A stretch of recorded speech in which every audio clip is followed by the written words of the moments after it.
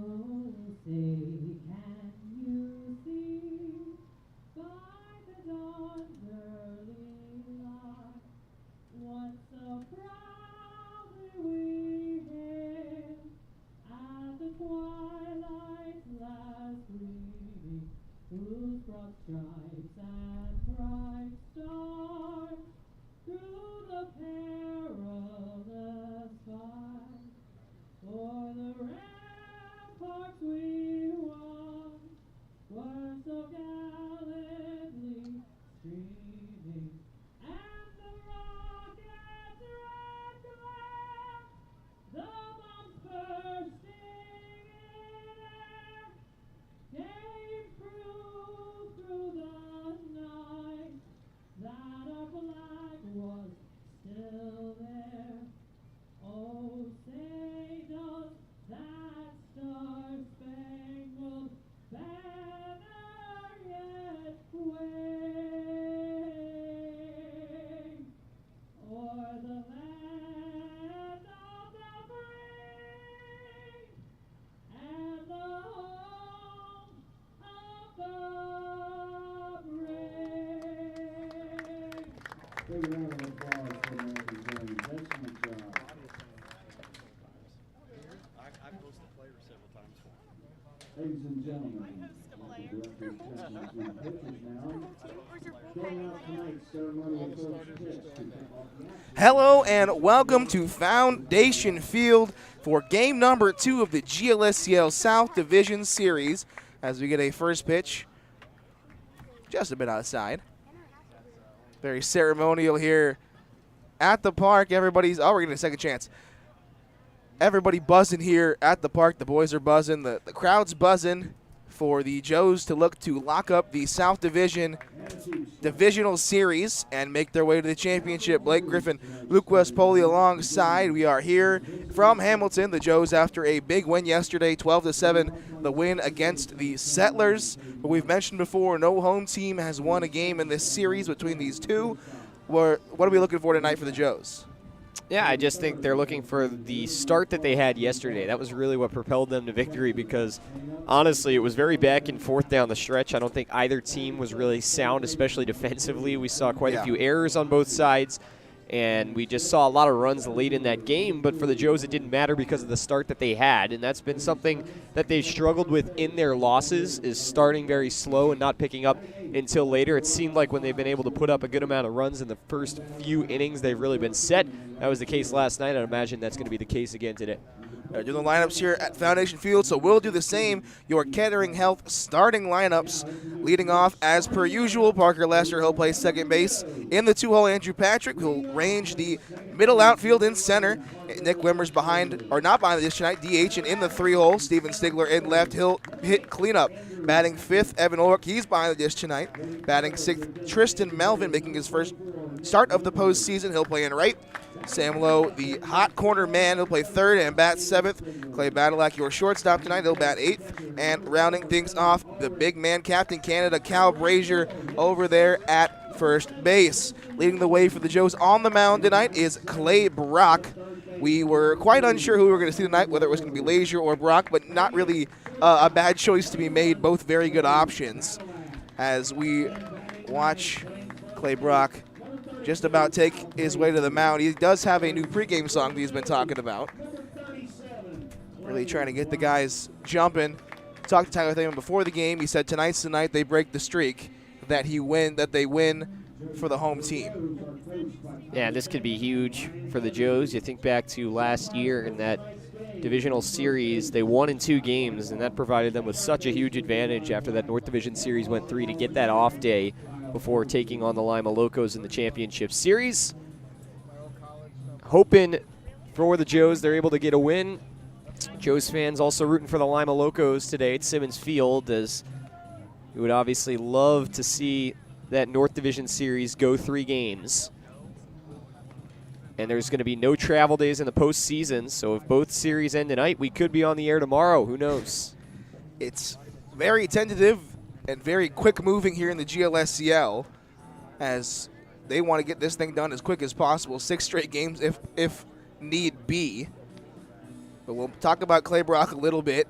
getting his 7th start of the season, 8th appearance, a record of 3-2, a GLSCL All-Star as well.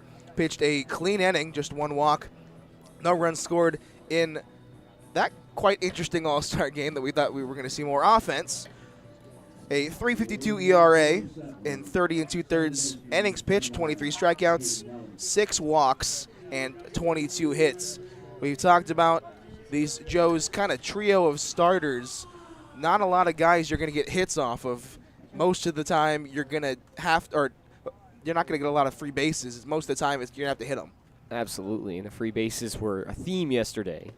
Big swing and a miss underway here from Foundation Field, 7:02 our start. Cade Nellis swinging through the first pitch he sees to Clay Brock.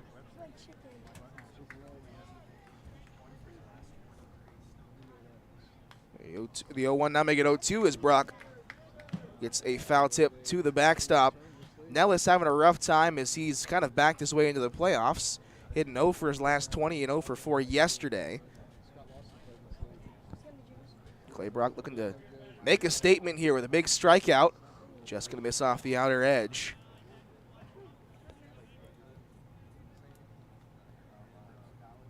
We talked about yesterday good fall weather for baseball. A little bit warmer today, 81.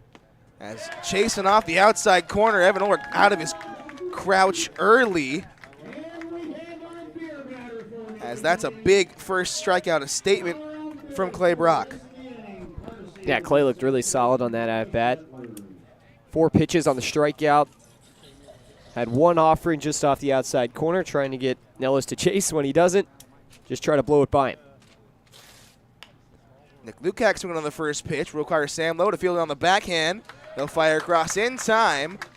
And Lukacs retired for out number 2. Working quickly is Clay Brock. Looking to do much of what Tincher did yesterday. Is Tincher able to work out of the first inning rather quickly, had the 1-hit batter, but was able to retire the side. We'll bring up the DH, Drew Garth, as he chases one off the plate, swinging right through it. Count now 0-1. Garth making his debut in the postseason here in game number 2. We'll foul that one off. Clay Brock working very quickly. 88 miles an hour on that fastball. It's something we have come to expect from Brock, that fastball in the high 8s, low 9s with good off-speed stuff. As the 0-2 chopped just foul. Play almost made over by the first base coach, but thought better of it as that one rolls down the line. When you look at Brock's stats, the 6 walks as opposed to 23 strikeouts is just absolutely absurd. Absolutely. And 3 of them came in 1 appearance. Trying to paint the outside corner. Just going to miss off as Evan Ulrich tried his best to bring that one back into the outer corner. You eliminate that game against Cincinnati Steam on July 16th. And all of a sudden you're looking at only 3 walks on the year. That's ridiculous. Fouled off from Garth once again. He only had 1 strikeout in that game, too. So, besides that 1 outing, which was a 4-inning affair, he would go 26 2/3 innings this year with 22 strikeouts, and 3 walks. Absolutely bonkers stuff from Brock. The 1-2, it just fouled once again. Yeah, Garth was back on his heels at the beginning of this at-bat. Really did not look like he was settled in very well, but since then has really battled well. He was near the top of the average list for Licking County. He hit .303 in the regular season. 1-2. On the outside corner, frame it, painting the outer black is Clay Brock. 2 strikeouts in the first inning, setting the tone for the Joes as they will get their first trip up to the plate. Looking to set the tone offensively, here are the Joes. We'll be right back with more Joes action on the All Wealth Hamilton Joes Broadcast Network.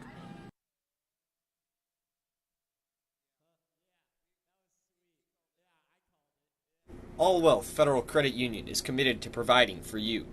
Through convenient online banking, home and auto loans, saving accounts, checking accounts, credit cards, and more, All Wealth can provide for all of your banking needs. Located at 6 South 2nd Street in Hamilton, they can be found on the phone at 513-868-5881 or online at allwealth.org. All Wealth, supporting those who serve us. For over 130 years, Coca-Cola has been guided by a spirit of creativity, innovation, collaboration, and love of community. The next time you come to Foundation Field to watch a Hamilton Joes game, do yourself a favor and get yourself an ice-cold Coke. Coca-Cola, proud sponsor of the Hamilton Joes. Joes fans, Chatterbox Sports is your home for high school sports all across Butler County. For live events, exclusive interviews, podcasts, photos, and more, visit chatterboxsports.com. Also follow them on Twitter and Instagram at cboxsports.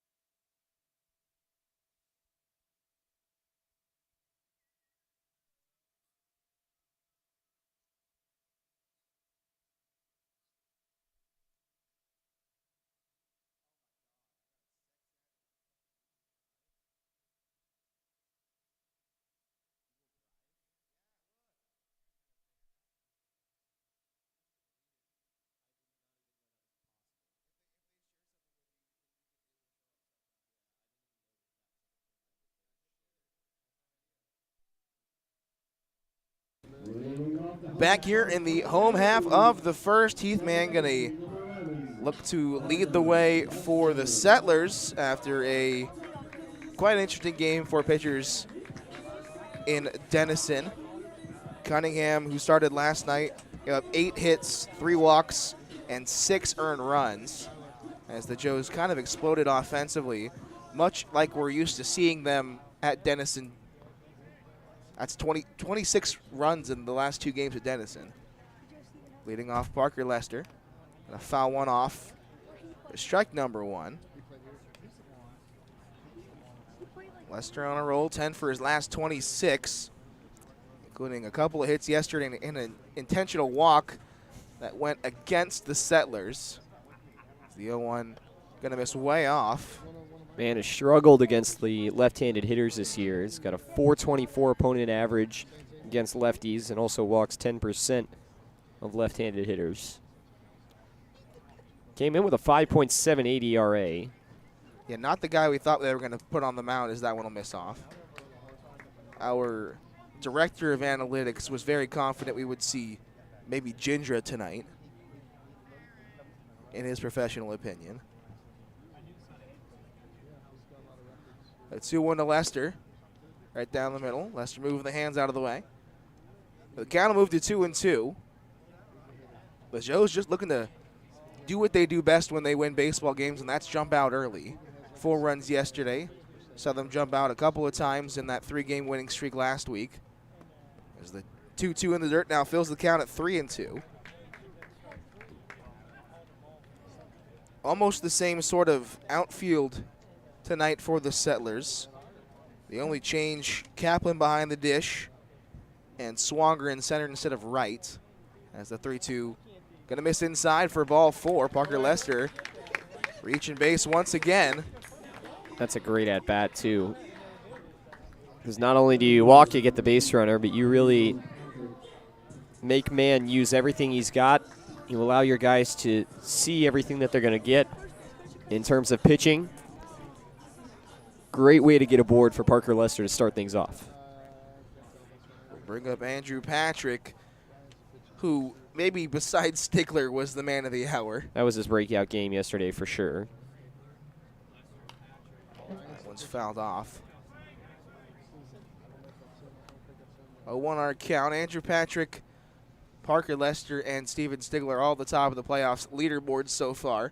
3 RBIs apiece. Patrick went 3 for 6 yesterday, but reached on 2 errors as well.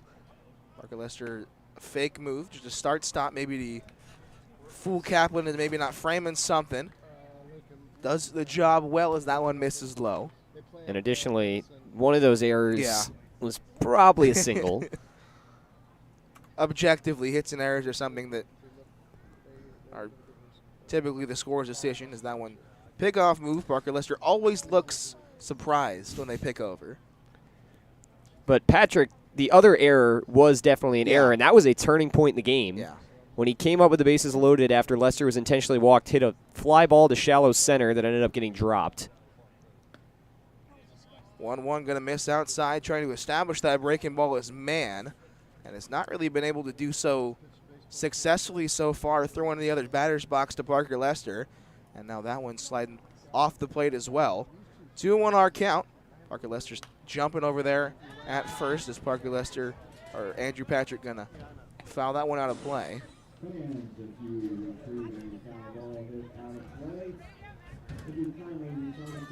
Parker Lester, the last guy, I believe, it was either him or Wimmers, that was the last guy to record a stolen base in the season. One of the two. Now has 8 over there at first. Kind of teased with him a little bit. Told him about time because he's shown off some speed before. But a one-way lead over there at first as that one will fill the count once again. Back-to-back full counts here for the Joes as they are coming right after Heath Mann.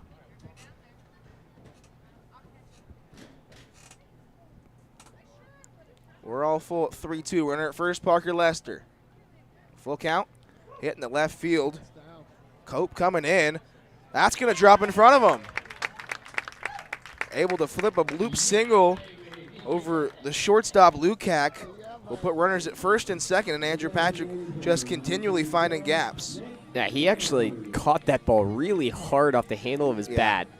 But because it was off the handle, it went really high, too. Looked like it might be a flyout, but there was just no chance, really. And that's kind of been the story for Andrew Patrick so far in this postseason, is he's putting balls in play, and he's getting the breaks he needs. All you can ask for is just try to put bats on balls. Saw that yesterday, working the Joes' favor. Now speed on the base paths at first and second for Nick Wimmers, who batted to the left-handed batter's box. First pitch going to miss low. We talked about how we thought it was only a matter of time, and that was really almost the story of the regular season for Patrick as well. You know, he hit just 208, but it was almost the opposite of what we're seeing in the playoffs. He would put balls in play, and they just seem to find gloves every single time, and now they're finally starting to fall for him. There goes Lester. Patrick getting a late jump, but that throw is off as a double steal. We'll move the count to 2-0 and move 2 runners in scoring position. Now Wimmers has runners knocking on the door. He'll look to bust it open for the Joes early. Favorable count, 2-0. There with nobody out in the first. The Joes trying to hop ahead early, much like they did last night. Put the Settlers on the back foot. The 2-0. Hit right back up the middle. Waving around Andrew Patrick. Lester comes in to score. Swanger going to throw the ball into second. A 2-run single for Nick Wimmers will give the Joes the lead early, and Wimmers just continues to hit the ball well. Yep, just reflected that ball straight back up the middle. Man actually lost his glove getting out of the way. And now that's going to draw a mound visit from Jake Dennis. Understandably, no one going to move in the Settlers bullpen, as this is very early.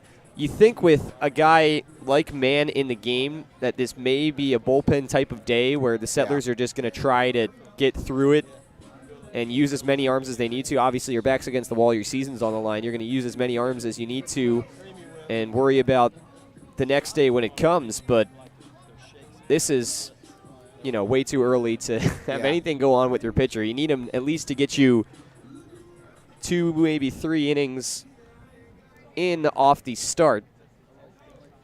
So the Joes just going to look to continue to barrel him here. They've done a good job also getting ahead in counts early, as Wimmers did. We saw Lester do that as well. And that's drawn some pretty good pitches for them to hit later in those at-bats. Steven Sigler out of the 4-hole. To keep this inning going for the Joes. The first pitch going to miss upstairs. It seems like the Settlers maybe thought that this was again going to be an offensive day like it was yesterday, and maybe you don't waste, in quotations, an arm if you think you're going to have your offense rolling and their offense rolling. The 1-0, going to miss low. The obligatory daily mentioning of Wimmers' speed over there. 6'5", 6'7" speed. 6'7" on the 60-yard dash. So some speed on the base paths over at first base as Stigler will look to move things around. The 2-0. Going to catch the outside corner for strike one.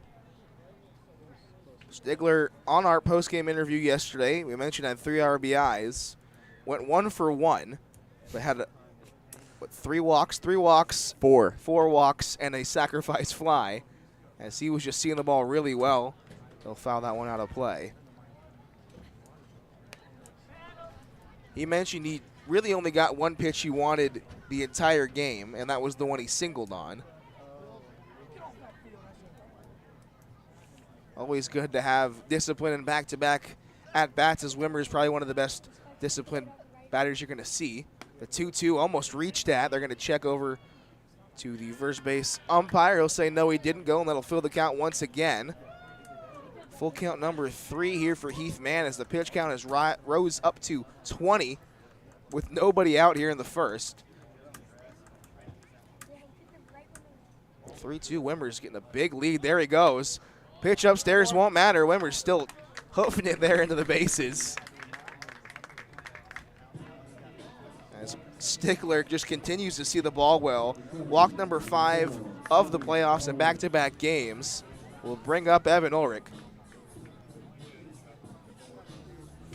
If you had to pick out one guy that really was unlucky, it was Evan Ulrich. Absolutely. He had 2 groundouts to third, a couple of flyouts, and a pop-out. And then in his last at-bat, he walked. Was very excited through the bat. The team was loving it. He flipped the bat. He waved at the dugout. Gave a little pray to the heavens. First pitch to him, bounced in the dirt. Kaplan able to keep it close, keep Wimmers over there at second. Had the ball to Cope that was dove for. You thought that was probably going to break the dam open for Ulrich. Did not, as that was denied. As the 1-0. Just going to miss off the plate. Heath Mann had a little bit of trouble on the mound. Maybe he slid a little bit on his plant foot. The guy you want up in terms of power. Yes, indeed. For Ulrich, leading the team in home runs and leading the team in slugging percentage, as you mentioned yesterday on the broadcast. Most extra base hits on the team as well. He's been their power guy this season. Gap to gap, the 2-0. Fouled off onto the Little League field. But hunting on the outside corner, it seems like we've seen more and more teams start to put balls on the outer thirds for not only Ulrich but also Brazier, as they both kind of try to keep the ball out of the sweet spot and keep the ball out of the left field parking lot. Big gap on the right-hand side. The 2-1, gonna miss off. Still nobody out, 2-0 our score. Joe's on top, looking to hunt for more and more as we have a lefty throwing in the bullpen. We've been waiting for a lefty for quite some time to see righty Wimmers. Looks like it might be Logan Bragg. 3 balls, 1 strike. We'll see if Ulrich is hunting here. He is. Chops that one over to Thaman just off of his fingertips. Our scorer going to score that one in the 11. Unfortunate.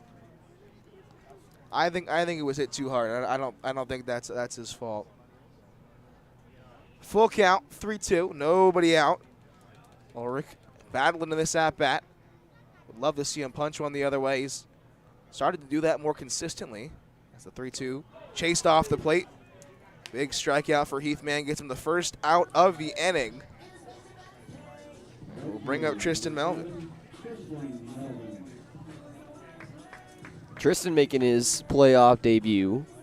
Lineup change was inserted into the lineup, playing in right field as Casey Fink is not in the lineup today.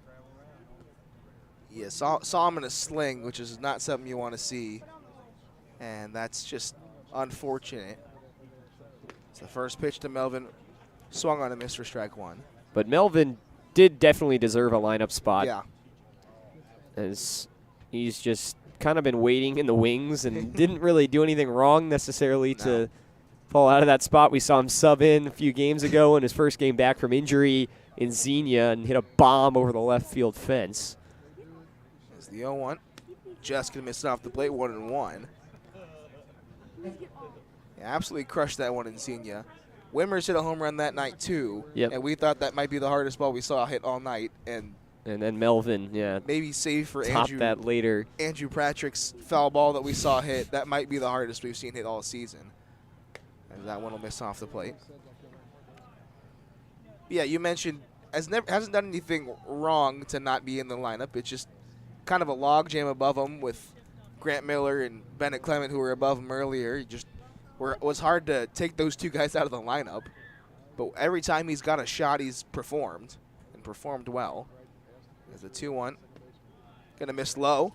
Count has moved to 3-1. Tristan Melvin, like many Joes before him, in the driver's seat here against Heath Mann. 1 out. 2 runners on, first and second. Wimmer's out at second, Stigler at first. Trying to keep things rolling for the Joes is Melvin. Both runners going to take off, but won't matter as that one's upstairs. A walk to load the bases for Tristan Melvin. And I think we're going to see another mound visit here. We're going to get a call to the bullpen. Yes, we are. A third of an inning for Heath Mann. Gives up 2 runs and has loaded the bases here in the bottom of the first. Has thrown 32 pitches, but that's enough for him to get the hook as we get a lefty coming in to throw. We'll take a quick break, be right back with the new pitcher and all of his stats in just a few moments. Joe's on top with the bases loaded here in the first. You're watching GLSCL South Division Series Baseball here on the All Wealth Hamilton Joe's Broadcast Network.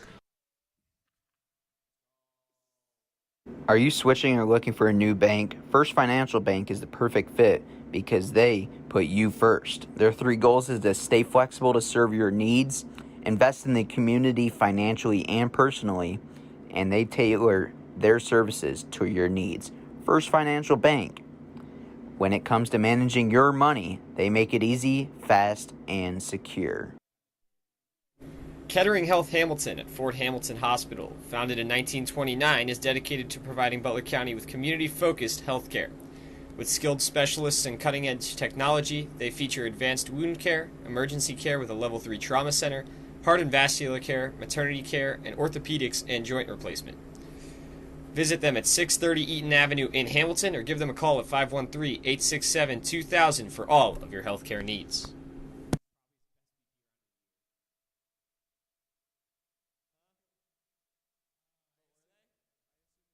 Four-Star Mechanical is your one-stop shop for all things heating, ventilation, air conditioning, and refrigeration.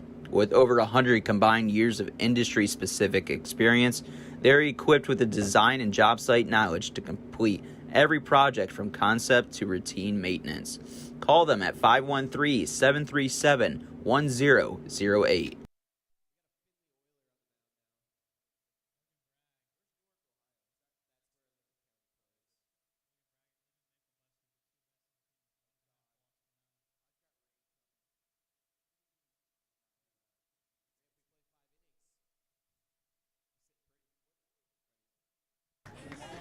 Logan Bragg going to come in to try to put out the fire that has been this Joe's offense. Already 2 runs across and threatening for more with the bases juiced. Logan Bragg out of Findlay, as many Joes have come out of as well. Chase Hopewell Yeah. came from there before he transferred out to UC, Findlay Oiler, native to Newark, Ohio, up there in Licking County. First pitch, going to miss inside. Claim to fame for Bragg has really been his ability to keep the walks to a minimum. Has 5 on the season through 30 innings. A 3.30 ERA and a record of 4-0. Has seemed to be the guy that's been first out of the pen for the Settlers as that one rings on the outside corner. The guy you want to come out of the pen in this spot, we mentioned Hopewell out of Findlay, seems like Firemen kind of come out of Findlay. They should change their name to the Firemen. I like that. Findlay Firemen. Findlay Firemen. I'm a sucker for alliteration. Findlay Oilers is Solid. that's a Solid. I believe there's some history rooted in with that. it. We don't want to mess with history. 1-1. Hit foul. 1-2 to Sam Lowe. Second on this team in RBIs behind Captain Canada Cal Brazier, who we'll see in a couple of batters if it gets to him. Only trailing by 2 in the regular season. could get a couple here. You mentioned in the BP during the break that he was just parking balls. I was sweeping. I missed the BP session, and so laced that one up the middle. Fielded by Lukac. He'll go to tag Melvin, or Stigler rather. A tough break for Sam Lowe as that one finds the glove of Lukac. And Logan Bragg just 1 out away from getting out of this inning. Yeah, for the Joes, you want more than 2 here. Really love for Clay Badalak to put one in a gap. Ideally, you could get at least 2 more out of this. You would very much like to see it. Clay Badalak up to the plate. So foul off the first pitch out of play. 79 on that fastball. So a big velo disparity as Mann was throwing in the mid to high 8s.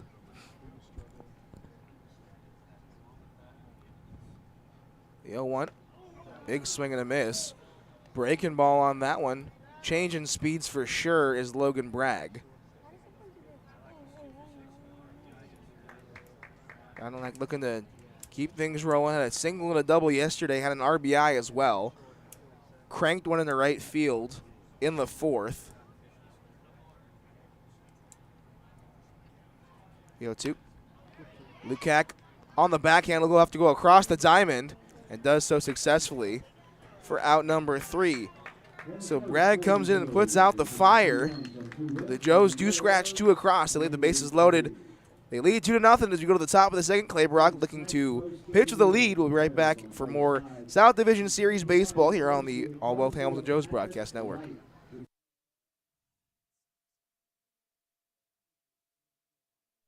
Woman-owned and family-operated, M&G Body Shop has a honest and dependable staff that has over 30 years of experience bringing cars back to life.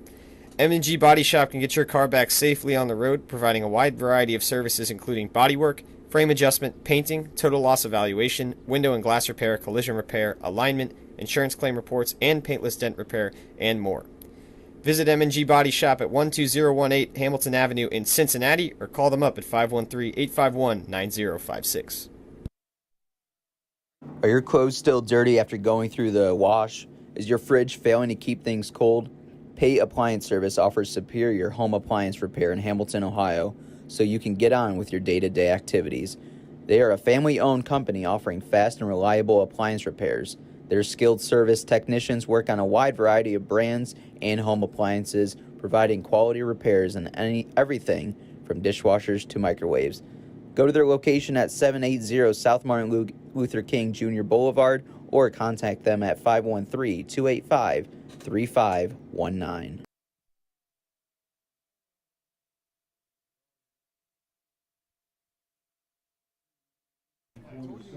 Ben Kaplan going to lead things off. It'll be 4, 5, and 6 to face Clay Brock, who now pitches with a lead, much like Tincher yesterday.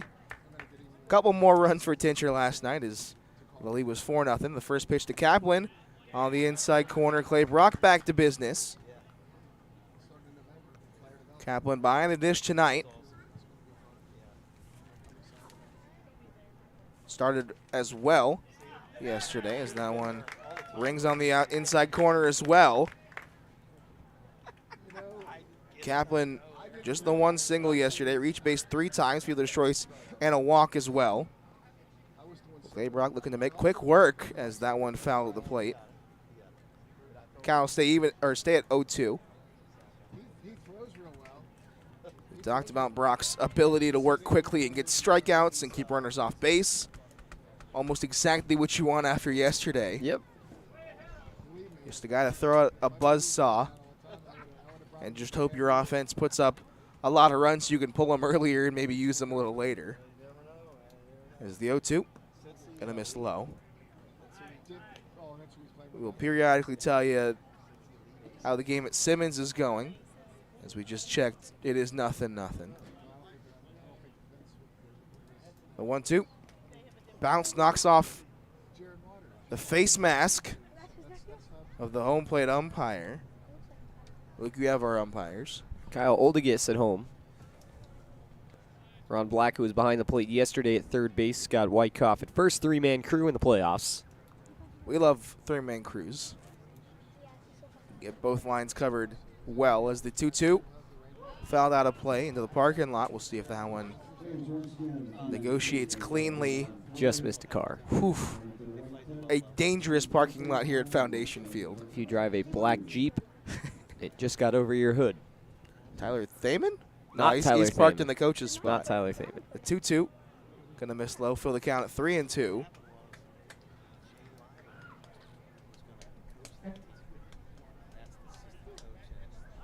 Kaplan battling at the plate to make Brock sweat. Here to start this inning. That one's again fouled off. Oh, a little harder. That one did hit a car. Yeah, that one's a damage seeker right there.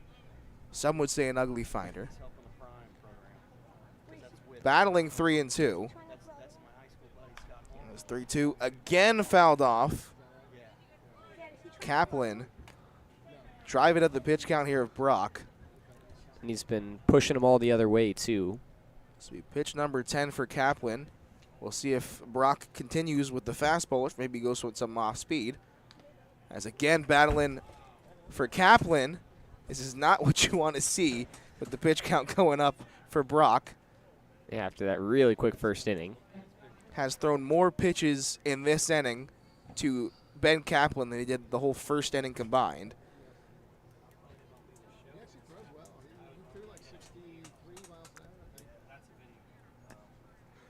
3-2. Again fouled off. Carr's worst nightmare is Ben Kaplan. Yes, indeed. And the GLSCL's worst nightmare in losing all their baseballs for this game. We might have to dig into the practice bucket. 2 dozen, right? Yeah, one or 2 dozen, not sure. I think 2 dozen. 3-2. Hit over to Parker Lester. Kaplan getting out of the box quickly. Surprised he had the legs to get out after a long at bat. A 13-pitch at bat goes the way of Clay Brock. A 4-3 after the exciting at bat for out number 1. It's a wonder, and I think it just shows the testament of Clay Brock that he did not end that at bat with a walk. A lot of resolve out there on the mound, and now to Junpei Ohashi right back to business as well on the outside corner. Seemed to be living on the outer third is Clay Brock. As that one fouled down the left-hand side. We mentioned Steven Stigler had a good day at the plate yesterday. So did Junpei Ohashi. Single, double, and 3 walks. 2 for 2. Reached base 5 times. Came around to score once. As he'll chase in the dirt. Breaking ball swung on a miss from Ohashi. And Clay Brock right back to where he left off. 3rd strikeout here in the 2nd inning. We'll bring up the lefty in Logan Swanger. 2nd team all GLSCL in the outfield. Got an honorable mention for the closing pitcher. Resides in the outfield tonight. As he'll be way out in front of that one. Pull the string on Swanger. Look back at Evan Ulrich like, what the heck was that? He and Ohashi both have done that. They just, it seems like they think they're facing a faster pitcher. Is the 0-1 going to miss off the plate or be fouled out of play? I wonder if Brock is deceptive in the on-deck circle. Maybe he looks like he's throwing in the low 9s when he's throwing in the high 8s. 0-2. Missing inside. Good pick by Ulrich, trying to protect Oldigus behind the plate. Yeah, and Brock's got good stuff, and he can really pull the string, like you mentioned, and he just really has good control of his pitching. Because, I mean, how often do you see a Division I righty that does not throw 90 miles an hour? Yeah. That just shows how much control he has over his stuff. Tried to go front door on the breaking ball. Broke a little too much for the liking of Oldigus behind the plate. Evan Ulrich trying his best to bring that one back into the strike zone. But the count evens at 2-2. The 2-2 smashed on the ground to Brazier. He'll wave off Brock. Step on first himself. 3 unassisted to end the 2nd.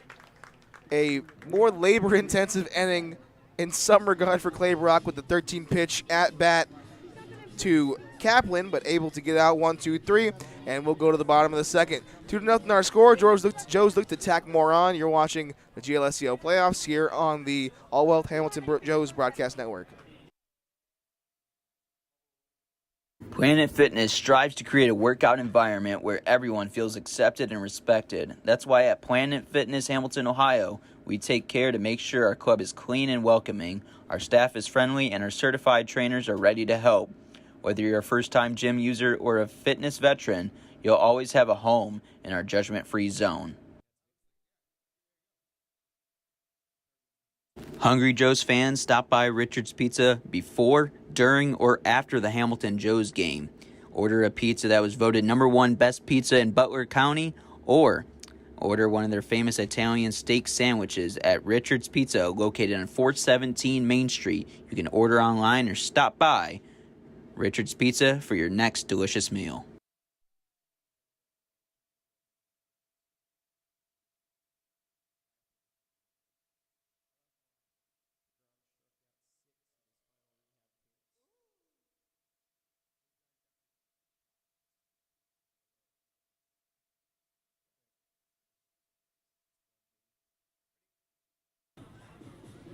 9-1-2, Brazier, Lester, and Patrick.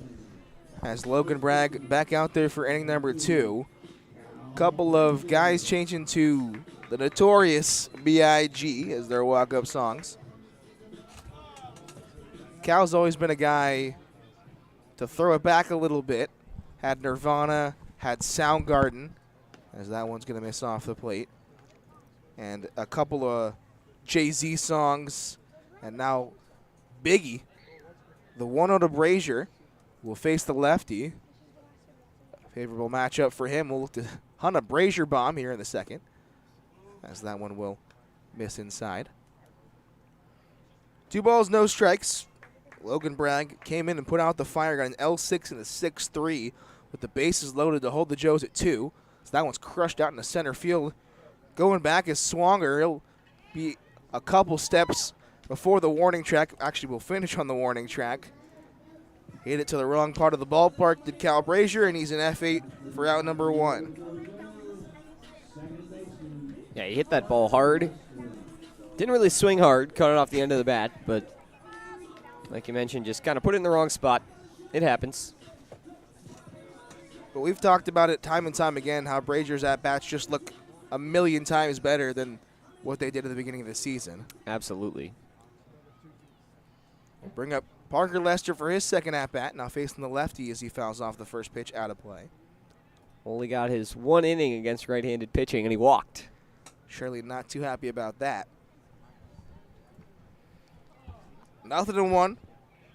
Got himself a walk, came around to score. Stole third. Stolen base number 9 of the season. The 0-1 breaking ball, smashed to the right side. White going to flip over to Bragg. 3-1 for out number 2.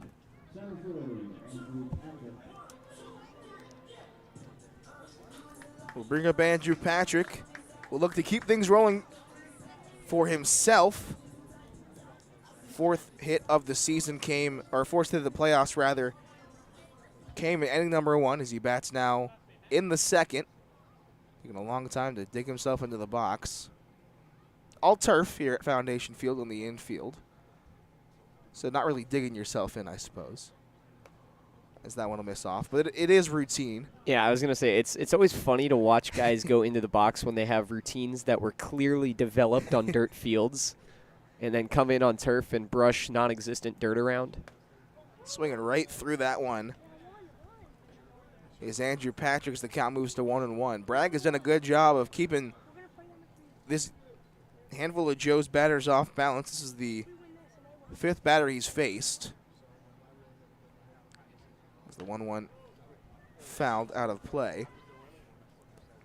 All have been pull side except for Badalak, who sent one the other way to Lukac.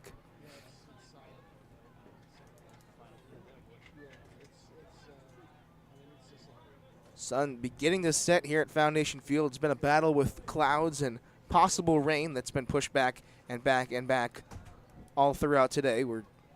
We were forecast to get rain throughout the day, but haven't seen any here since, knock on wood, as that one's fouled out of play. Telegraphed by head coach Tyler Thaman last night. Yeah. On the ride home, some guys are asking him about rain. What do we do if there's rain? He said, it's not going to rain. He said, what about the forecast? He said, that doesn't matter. It's not going to rain. It's not going to rain. We'll see if that holds up. The 1-2. Fouled back off of off the pole into the glove of Kaplan. Showed it to the umpire behind home, Kyle Oldigus. Gave a shrug back to his pitcher. We do not play banana ball. That's out in banana ball. 1 ball, 2 strikes.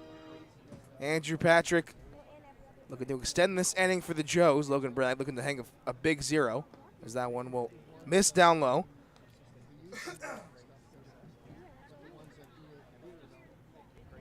Lester and Patrick, the 2 runners that came across in the first, have moved it to what you see on the scoreboard, 2-0.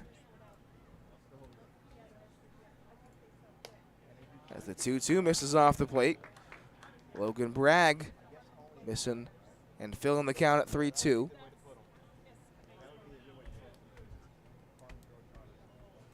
Mentioned Bragg, the guy that you are more likely to see out of the pen for the Settlers, has gone long in all of his appearances, as Andrew Patrick will swing over the top of that one for strike 3. Logan Bragg gets his first strikeout of his appearance, and the Joes go down 1-2-3. They lead 2-0 as Clay Brock will be out for inning number 3 of work to look to lock them down. GLSCL South Division Series here on the All Wealth Hamilton Joes Broadcast Network. The Robinson Fence Company of Hamilton has been serving the community for over 27 years. Receiving an A+ rating from the Better Business Bureau, they have been Hamilton's top choice for gating and fencing needs. Give them a visit at 1635 Howell Avenue in Hamilton, or give them a call at 513-867-0080.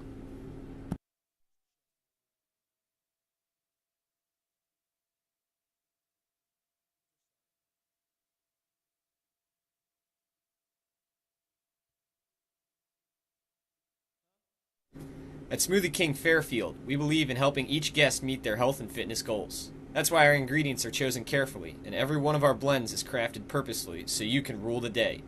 We can find the perfect blend for you with whole non-GMO fruits, organic veggies, and no artificial colors, flavors, or preservatives. We're ready to serve you a healthy meal on the go with contactless pickup and delivery options.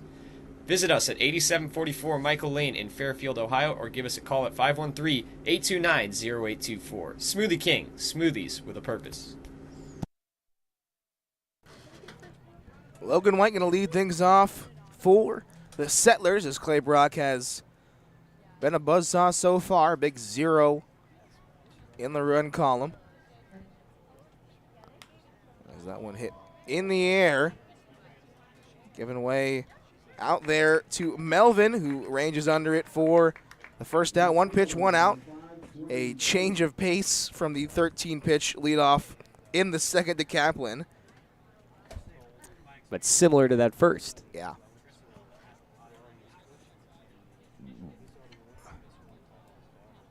Right side of the outfield, and Stigler out there in left.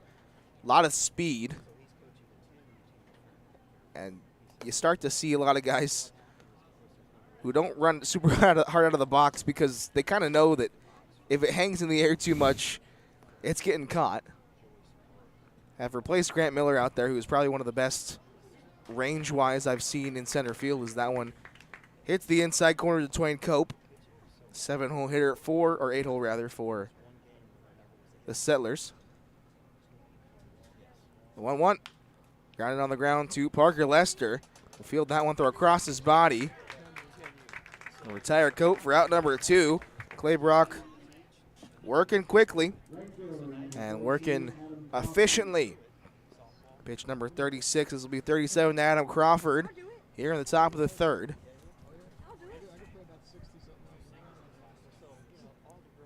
Crawford 2 for 4 in yesterday's matchup. So that one's hit right back to Brock. Stabs it, will fire over to Brazier. And a quick inning on the mound for Brock once again brings us to the bottom of the third Wimmers will lead things off. We'll see him from the right-hand batter's box now as we head to the bottom of the third GLSCL South Division Series here on the All Wealth Hamilton Joe's Broadcast Network. We'll be right back. Story Point Fairfield isn't just a place to reside. It's a place for residents to truly shine every day, offering a diverse range of senior living services. Our community is designed to suit all resident lifestyles, from highly independent seniors to those who may require day-to-day assistance. Every resident becomes a member of our community. We strive to make sure each moment of each day is something to remember. Whether you need one surface for multiple sports or a sports-specific field build, the Motts Group is here to help. Their experience ranges from professional sports clubs to educational institutions to community complexes, fueling teams with consistent, safe, and reliable fields. Contact them at 513-548-3622 to get your new turf field.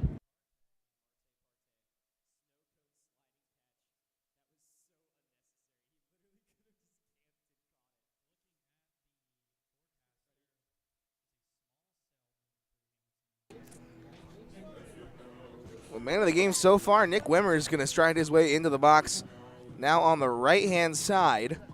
Talked to him last night, said, I'd love to see you back in the right-handed batter's box. He said, me too. His hip has kind of bothered him on the right-hand side, which has kind of altered his swing a little bit in the left-handed batter's box. Didn't seem to bother him in the first inning. Laced one up the middle for his 2 RBIs, responsible for both the runs that came in. As we'll see, right-handed Wimmers fouled that one over to Thaman. Fielded successfully. No trouble over there for Tyler Thaman. A gold glove, or rather gold hand coach. Thaman don't use no glove. Best in the biz for sure. The 0-1. Big swing and a miss. Chasing off the outside corner is Nick Wimmers.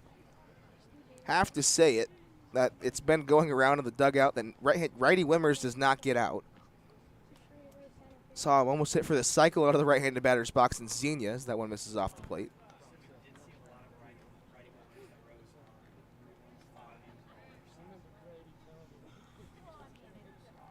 One ball, 2 strikes, nobody out. Logan Bragg on the mound. As he'll get Wimmers to chase for back-to-back strikeouts. Struck out Patrick to end the second, now strikes out Wimmers to start the third. As Bragg has been everything that we've expected him to be out of the pen. Has come in and thrown 3 or more innings on almost every occasion except for one, as the first pitch to Stigler fouled off. Has himself 4 wins out of the bullpen.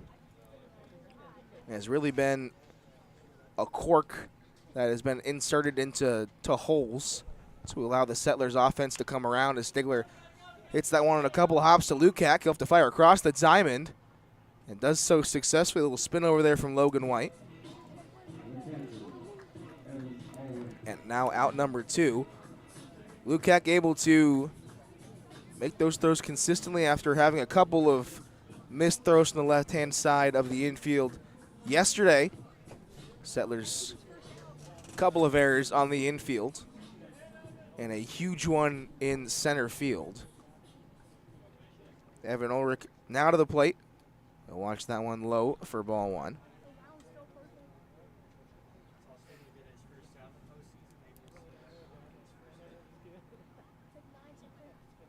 Bragg has come right in and filled it up. So that one will miss inside. Has retired 7 straight Hamilton Joes. Rocks and sets. Here comes the 0-2 or the 2-0. Bounced in the dirt. Now 3-0. Evan Ulrich firmly in the driver's seat.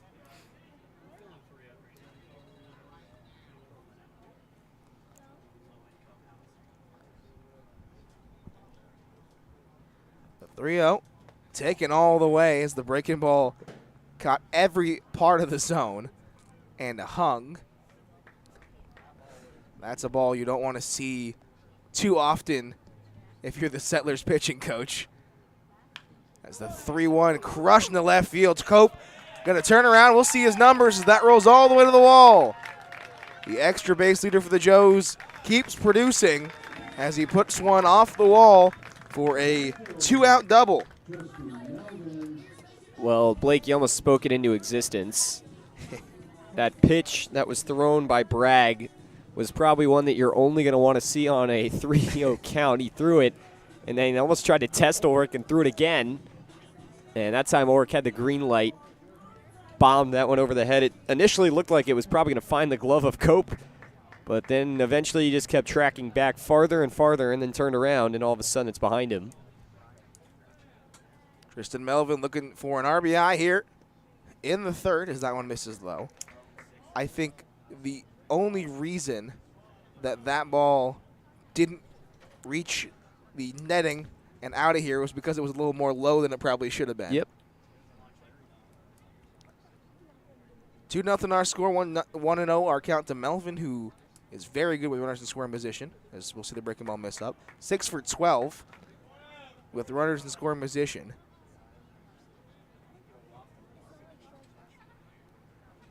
Would love to see him cash in here, extend this lead for the Joes, as Brock has been phenomenal on the other side. 2-0 hit into the netting. Move the count to 2-1. Favorable matchup here for Melvin, as every breaking ball is going to break into him and presumably into the barrel.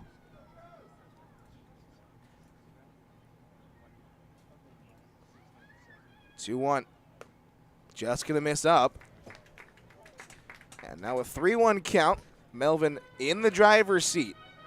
And I would like to see Sam Lowe come to the plate in Yeah. that same situation this inning as he is on deck. Came up first and second, or rather, first and second with, or base loaded with 2 outs last time. Hit one up the middle. Big swing and a miss. Bragg going breaking ball on 3-1. Maybe threw off Melvin at the plate. But the count is run full. Shake it off a couple of times. We'll see if Bragg goes back to that breaking ball on 3-2. It would be a risky move. But I've seen that consistently from pitchers. There it is. But serves that one into center field. That's going to get down. Swan going to field it. The throw going to be well late. Will allow Tristan Melvin to get himself into second. An RBI single for Tristan Melvin. His first hit of the ball game, first hit of the postseason is an RBI. And the Joes now extend the lead to 3-0. And that's what he does best. Just put a ball in the outfield. He's a good contact guy. Clutch stuff there on the full count with 2 outs. Now another RBI opportunity presents itself, this time for Sam Lowe. We saw Sam Lowe last time. You mentioned hit the ball up the middle, but hit it right to Lukac. But hit the ball really well, as he has been over the last couple week or so, has really been able to find barrel. As we take a look at Simmons Field, the Michigan Monarchs have taken a 2-0 lead over the Lima Locos.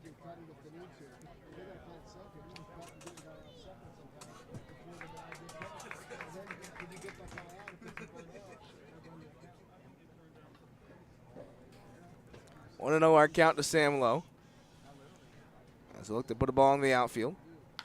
Crushes that one down the left field line. Cope on the run. He makes a bad turn. Sam Lowe crushes one to the wall. He'll be in, standing in the second. Trading places with Tristan Melvin as the Joes bats are rolling. 4-0 our score now. All with 2 outs. Double, single, double. And every single guy made it to second base right away. Sam Lowe is due for one of those. After he was robbed from the RBIs last time, Joes have doubled their lead now in this inning and fully in control here, up 4-0 now. The way Brock's been thrown on the other side, you didn't feel like you really needed insurance, but you will always take it. Absolutely. As that one's going to miss upstairs. Yeah, the big thing, as we mentioned, would be to get out in 7. It's raining. As there is a sprinkle here at Foundation Field. There are like almost no clouds in the sky. They must be directly above us. As Badalak will square to bunt. Will pull back as that one misses off the plate. I think there's maybe clouds in the There's parking like lot. the pop-up kind of over the side of the parking lot. There's some spotted white clouds above us, but like nothing that's going to warrant rain. No. I don't know. A cloudless rain as the 2-0. Ripped into right field. That's going to get down. They're going to wave it and test the arm of Crawford. Here comes Sam Lowe. It's a good play at the plate. The tag from Kaplan in time. Sam Lowe cut down as Badilak gets himself his first hit of the ball game. But not before the Joes tack 2 across as we'll go to the top of the 4th inning. Clay Brock with a bit more of a cushion. We'll be right back with more GLSCL South Division Series baseball here on the All-World Hamilton Joes Broadcast Network. Joe's fans, in need of insurance, United Heartland Insurance Agency has your back. A consolidation of a number of family-owned independent insurance agencies dating back to 1872. For years, they have been protecting the assets of their clients by offering comprehensive and competitive business, personal, and life insurance products. Visit their Hamilton office at 185 North Brookwood Avenue in Hamilton, or give them a call at 513-896-5555.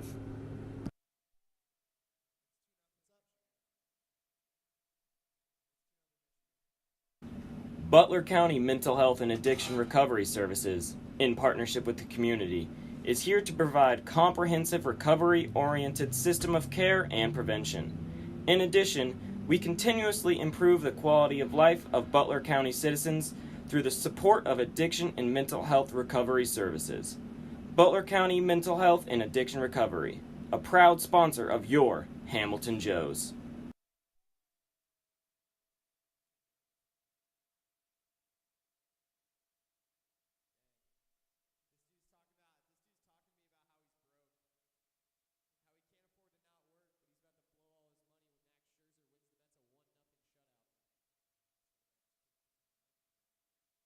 Let's get loud. I can't hear you. Leading off the 4th, the new batter. 1, 2, 3 due up for the Settlers as Clay Brock on the mound has picked up here in terms of rain. The dark clouds have come over us. The light has been extinguished as the sun is blocked. A couple umbrellas pulled out, but we're going to keep rolling here from the field. Caden Ellis going to lead things off. First pitch off the plate.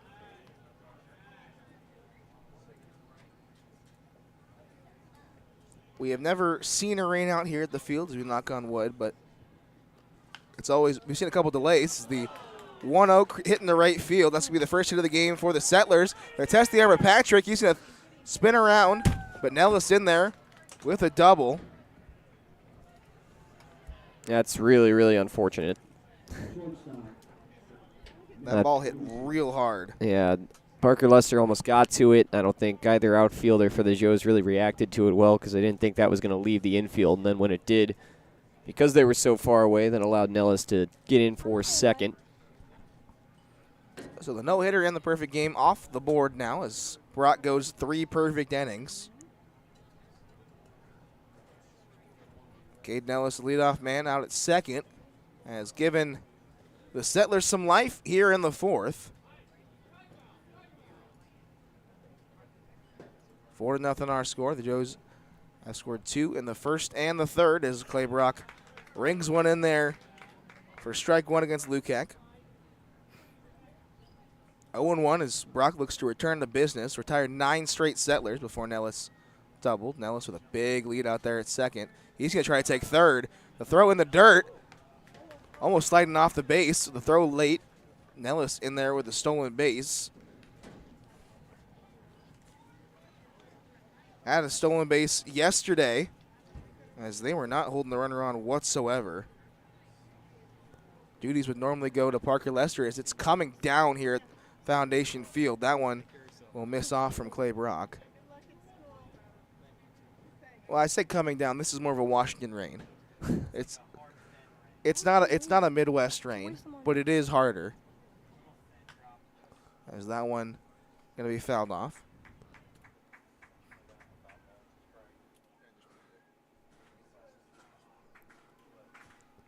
Two balls, 2 strikes to Nick Lukac. Runner on third, nobody out. Clay Brock looking to punch out Lukac. The 2-2. Just going to miss low. Couple of groans from the Joes faithful. As the count runs full, 3-2. Full count offering from Brock. Hit into the Joes dugout. As that at bat will be prolonged. Lukac yesterday.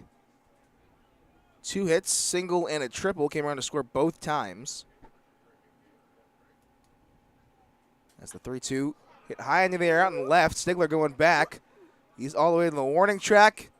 That one is way out for a 2-run shot by Lukac to cut this lead in half for the Settlers, who are now back into this game.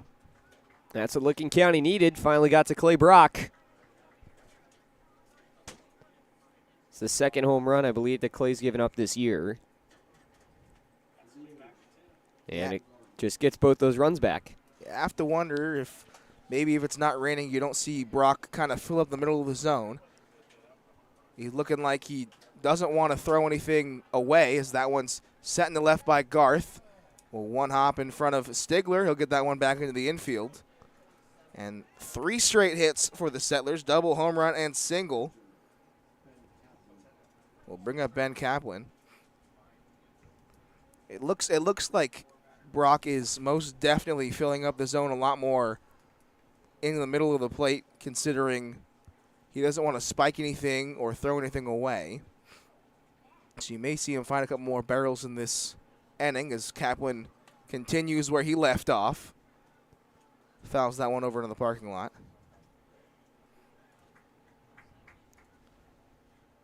.79 degrees with a light rain here from Foundation Field. As there goes Garth. The throw from Evan Ulrich. Wetland time. They'll say he missed the tag. They'll say Garth swum around the tag. Trying to test the arm of Ulrich with the rain. The arm was there for sure, but presumably a better slide from Garth.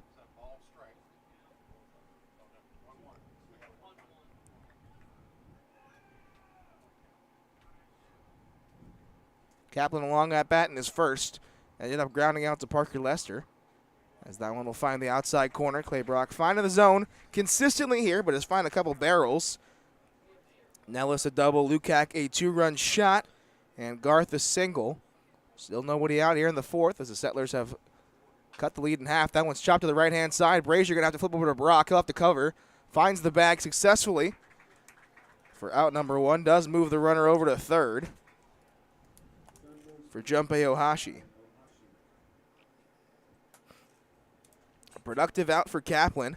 Able to move the runner over as the Joes infield will come in.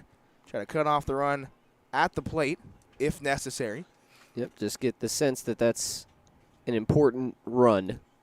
Yeah, with the way Bragg has been thrown on the mound and with a couple of guys you have left in the bullpen for the Settlers, you would like to keep the lead to as high as you can as the first pitch to Ohashi misses off the plate.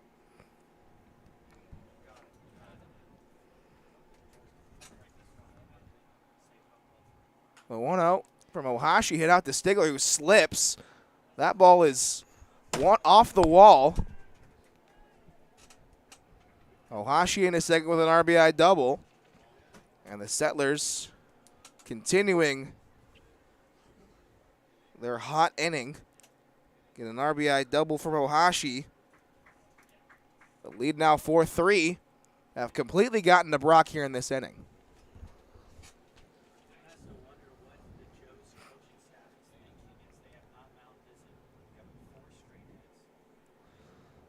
Seen this from Brock a couple of times this season. A few times that he struggled. It's because he's gotten barreled. Mm-hmm. And you would rather have that than walks. Yeah, definitely. And, yeah, that's something that you're able to kind of combat with good defense, especially more so than the walks. The rain is still coming down here at Foundation Field. Oldigus I believe, would be the chief in Yep. making the decision. Umpire discretion about whether or not they want to stop the game. We've seen a couple games stopped Yeah. partway through here at Foundation Field just for rain with no lightning or anything else. So wouldn't be surprised if maybe that happened at some point. One out as Ohashi stop. That ball's out into Andrew Patrick. Ohashi's going to come back to the bag and think better of testing the arm of Andrew Patrick in center. Logan Swanger in F8 for out number 2. Brock 1 out away from keeping the lead intact. I've seen him go back to the rosin, his grip probably at a premium. But after his mound visit from Evan Ulrich has been able to find it out. But now look to find the third. Logan White up to the plate. 7th settler to come to the dish in the inning. The bottom of the 4th inning, the All Wealth Hamilton Joes Broadcast Network will be right back. You're watching the GLSCL South Division Series.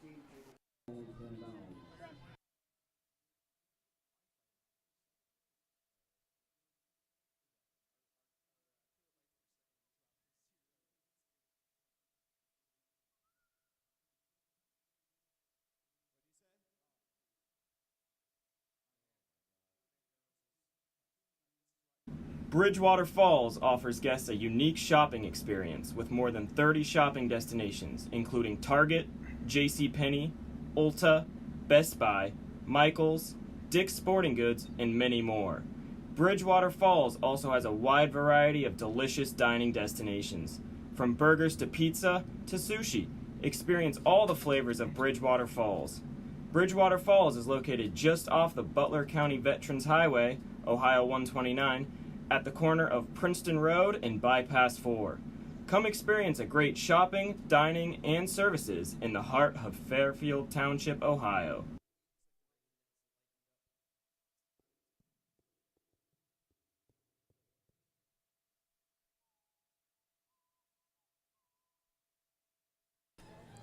Nine, 1, and 2 due up for the Joes, who will look to add on a couple more runs as the 2 previous came in handy. 4-3 our score as Brazier strides into the dish. Still facing Bragg, who came on in the 1st inning for Heath Mann.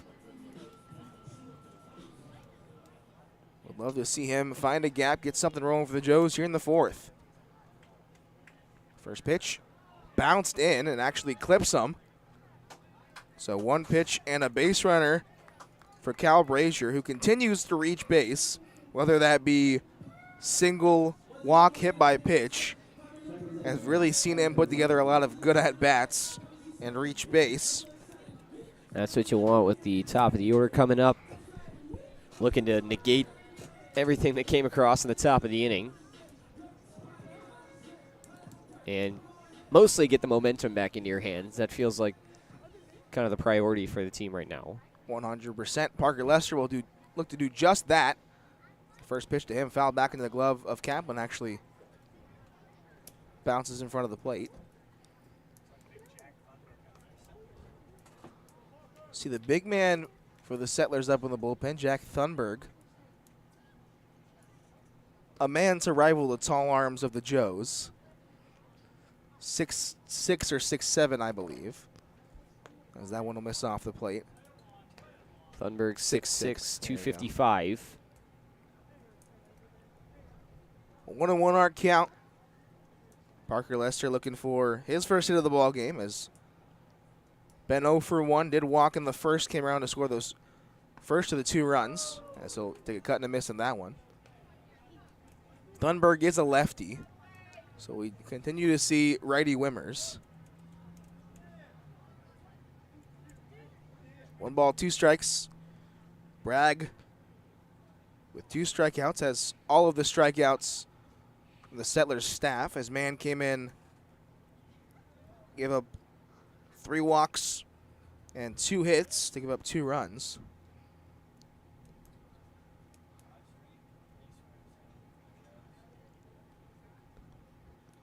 Long pause, here comes the 1-2. That ball's hit out into Cope.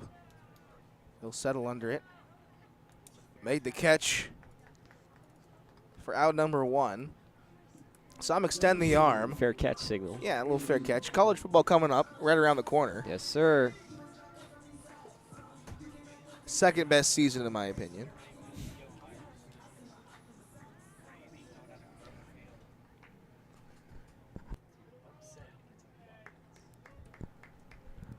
Andrew Patrick strides himself in. Runner on first. That's Cal Brazier. AP looking to find himself a gap. Keep things rolling for the Joes as the first pitch going to miss low. You mentioned Andrew Patrick 3 for 6 yesterday with maybe an arguable 4 for 6. But was hitting the ball very well throughout the night. As you'll see a little bit of respect. There goes Cal Brazier. Throw from the knees from Kaplan. Captain Canada, the Zamboni, able to clear the ice on his way into second for another stolen bag. Has not been caught.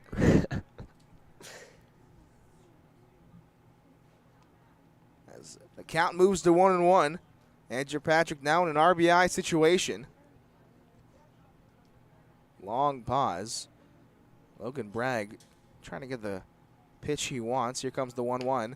Rip in the left field. That's going to get down. Or rather fielded by Lukac.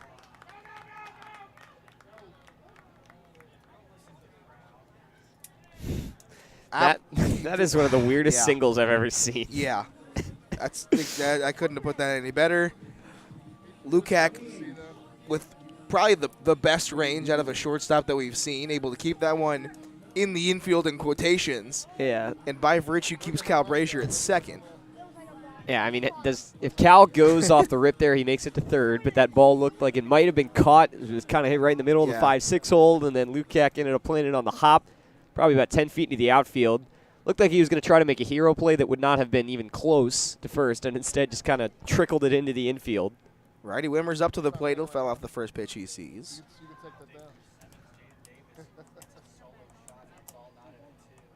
Simmons Field, big update.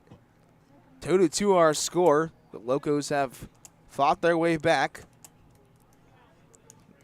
As the Joes root on the Locos tonight. Couple of shuffles. That ball's going to stay fair. Barehanded. Another weird play. By Logan White.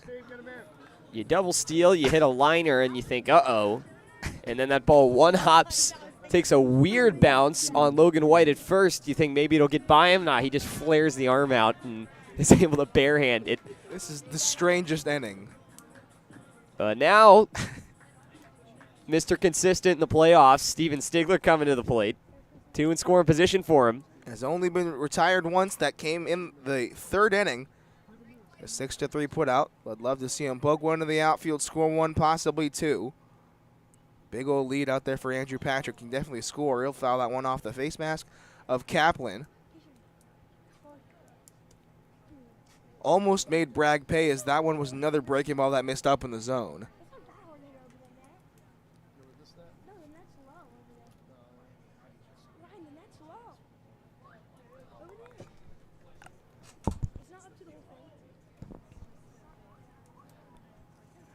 Nothing to 1. 2 outs, 2 on. Brazier at third, Patrick at second. Steven Stigler trying to grab a couple of RBIs, leads the playoffs with 3, had all of them yesterday, as that one will miss up in the zone. As the count moves even at 1-1. The Joes looking for a response after the Settlers put up 3 in the top half. Look to stretch this lead back out as they led by 4 at one point. 1-1. Could be a back pick. As Andrew Patrick getting a big lead out there. Kaplan tried to make him pay. Maybe if it's anyone other than Cal Brazier, maybe you go. Yeah. I don't know, but no reason to run yourself off the base paths here. Ball was called a strike. As we all thought that one was maybe a little too high. Kaplan maybe getting on the way. The 1-2. Set to the right-hand side. That's going to hook its way out of play. 56th pitch for Bragg, as we see Thunberg continue to warm up out there in the pen. He's been throwing the whole inning. I have to wonder if he's gone pitch for pitch or if he's throwing himself a mini bullpen. Don't want to come in and throw 40 pitches in the pen and then maybe have to throw more in your outing. The 1-2. Rung him up right down the middle. Steven Stigler, a backwards K to end the inning. Bragg gets out of yet another jam, and we will go to the 5th inning. The Joes threaten but are unable to extend the lead. It hangs at 1 run. 4-3 our score. We'll be right back with more GLSCL South Division Baseball here on the All Wealth Hamilton Joes Broadcast Network.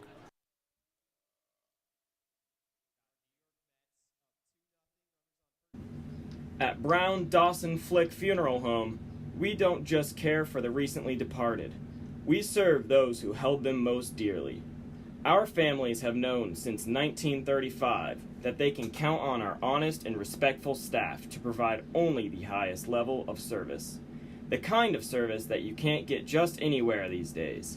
We invite you to explore our site to learn more about Brown Dawson Flick Funeral Home at browndawsonflick.com, a proud sponsor of your Hamilton Joes. Come curious and leave inspired. The Fitton Center for Creative Arts isn't just a building, it's an experience. We are a nonprofit community arts organization that has been a part of the Hamilton community for over 20 years. Visit us soon to see what we have to offer. Learn something new in one of our art classes or workshops that are open to students of all ages. Be enthralled by extraordinary musicians, actors, and dancers at one of our live performances. Stroll through our remarkable art galleries or reserve one of our diverse venues for your special event. Become a part of the Fitton Center and redefine the way you experience the arts in Hamilton.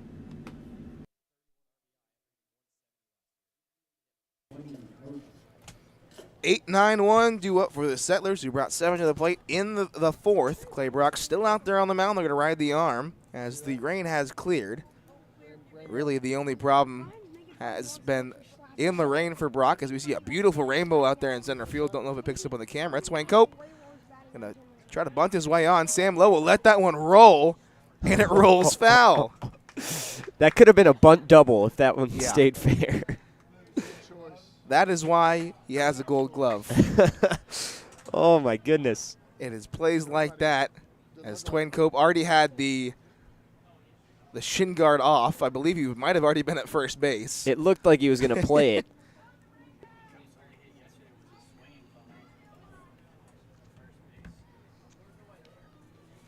Cope had himself just the one hit yesterday. Some would call it a swinging bunt as well. As the 0-1, just off the outside corner. Not to the efforts of Evan Ork behind the dish. As now another foul ball from Cope. Brock trying to pick up where he left off after he retired 9 straight Settlers to start the game. Give up 4 hits in the 4th. As a broken bat hit on the ground to Lester. He'll get rid of it as Cope was blazing up the line, but not in time, or not enough to beat it out, as that one's in time. A 4-3 to start the inning. Clay Brock back to business.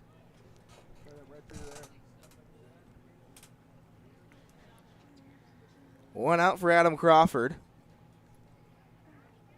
as we can kind of feel the humidity come through the open window here.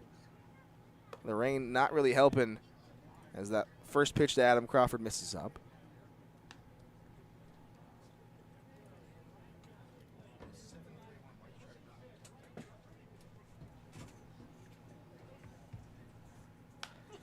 A 1-0 hit out to Stigler. Camp right under it. Make the play for out number 2. Clay Brock once again filling up, finding outs. What he does best. We'll bring up Caden Ellis, who started the rally for the Settlers in the last inning. Led off with a big double.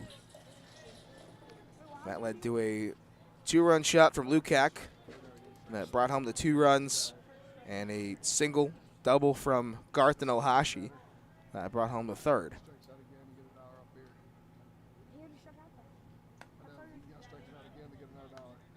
First pitch to Nellis off the plate.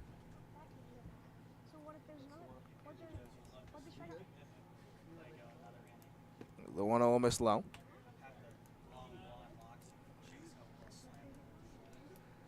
Top of the fifth inning here from Foundation Field, 4-3 our score. The Joes 4 runs off 7 hits. The Settlers 3 runs off 4 hits. All of them coming in the fourth inning. With the 2-0. Just gonna miss.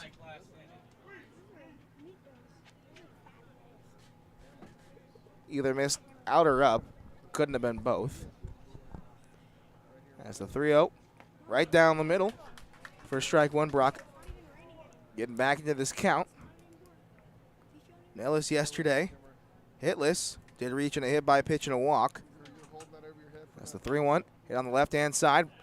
Badalak to his right, fires across to Brazier. In time to retire the leadoff man Nellis for out number 3. And Brock has managed his way through 5.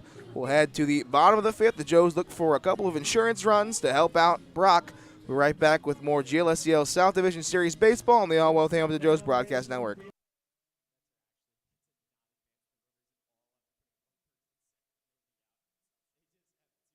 Queen City Hospice is your local, independently owned and operated center that is dedicated to providing patient-centered care and support to residents of the greater Cincinnati area in whatever place they call home.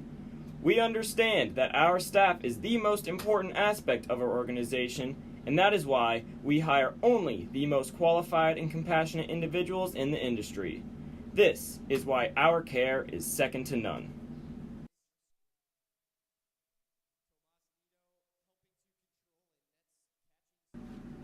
The Greater Miami Valley YMCA. When communities get better, the world gets better.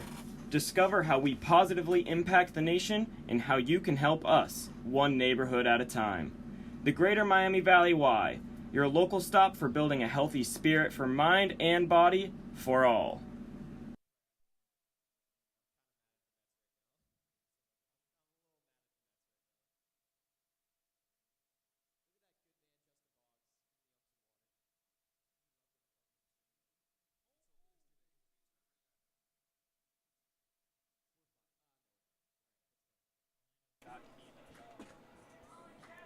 Four to 3 our score here in the bottom of the 5th. Evan Orr going to lead things off. Looking to pick up where he left off in the 3rd. A big double off the Richard Pizza sign out there in left field. Came around to score after a signal from Melvin in a 2-run inning for the Joes. Logan Bragg still out there on the mound as the first pitch going to miss inside. Bragg having a little trouble with his finish there, as you've seen the turf pellets be kicked up on the mound. It was almost orange, almost brown before the game. It's now covered in black pellets. As that one swung on a miss from Ulrich. 2 runners left stranded in the last inning, that being the 4th. As the 60th pitch from Bragg launched out in the left. A no-doubter from Evan Ulrich going to launch that one to the sky for his 5th home run of the season. His first of the playoffs, a surely needed insurance run for Evan Ulrich as he'll round the bases. It'll take a couple of minutes to round as the home plate umpires got to converge and maybe have a word with them, as no love lost between Ulrich and the Settlers. I think they might warn him. Not in the rule book.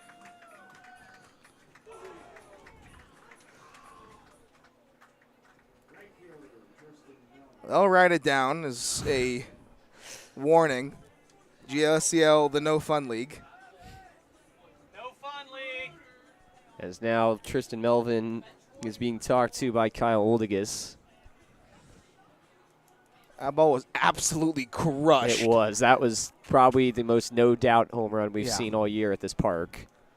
If you were too busy trying to find the ball and missed Evan Ulrich, he walked about halfway on the line and threw the ball through the bat, maybe Jose Bautista style, way up into the air as the first pitch to Melvin swung on and missed. Yeah, I mean, so the Joes were warned, but the likelihood that a situation like that happens again is very, very low. You know what? Just off the outside corner. We were told from Tyler Thaman that there's always a meeting before the game between the coaches because of these two teams. Yep, earlier in the season. As it's kind of gone back and forth throughout their matchups. As the 1-1 misses now 2-1. Saw a bit of some jawing off at Heath High School between these two. The second meeting as the 2-1 going to hit the zone 2-2. And then saw the two teams almost meet in center field the last time we played at Foundation Field after the game as the Settlers walked it off in extras. As that one hit on the ground at Lukac. We thrown over successfully for out number 1. Tristan Melvin retired. We'll bring up Sam Lowe, who we've mentioned had a phenomenal batting practice round. You mentioned the likelihood of the situation not happening again, but here comes Sam Lowe. You never know. Joes have taken a 2-run lead. Michigan Monarchs hopped back out in front, top of the 5th from Simmons Field. They lead the Lima Locos by a 4-2 score now. If both games were to hold, we would play tomorrow here at Foundation Field as Sam Lowe chops that one foul. Yeah, so there's no travel days. Yeah. So if Monarchs and Joes both win, Joes will be the low seed, which means they would host Game 1 of the championship, while the Monarchs would host Game 2 and, if necessary, Game 3. And those would be played on 3 straight nights, so that would start tomorrow. Yeah, no breaks. And then the teams would go up to Adrian to play at Michigan. It's the 0-1. In there for strike 2.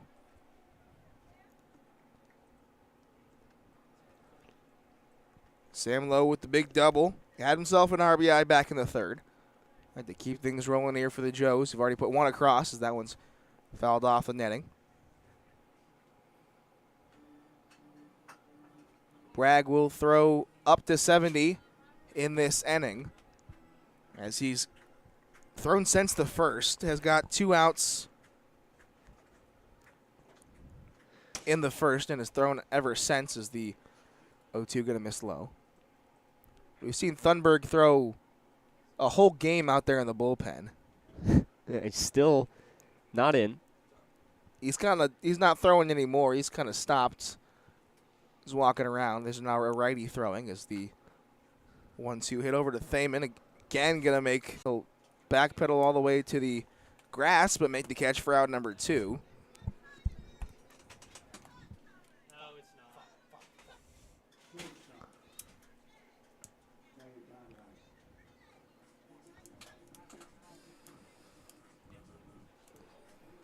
We'll bring up Clay Badalak. 1 for 2 on the day.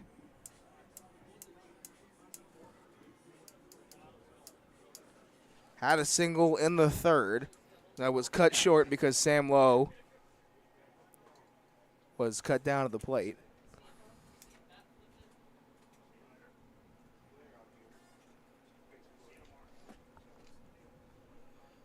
On the count to Badalak. Bragg likely throwing his last inning as that one is sent out into the parking lot.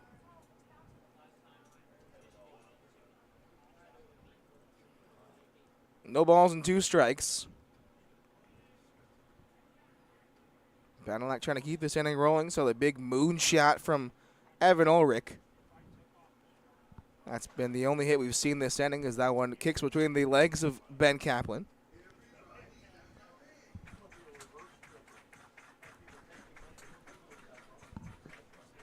Still nobody up in the Joes bullpen. Didn't see if they were throwing anybody between innings. Nope, nobody. As a sword from Clay Badalak, unsure if he wanted to chase that, did anyway. And that will retire the side for things here in the 5th. We'll head to the 6th inning. Some insurance runs off the bat of Evan Ulrich. Claybrock out there for the 6th. We're right back with the GLSCL South Division Series game number 2 here on the All World Hamilton Joes Broadcast Network.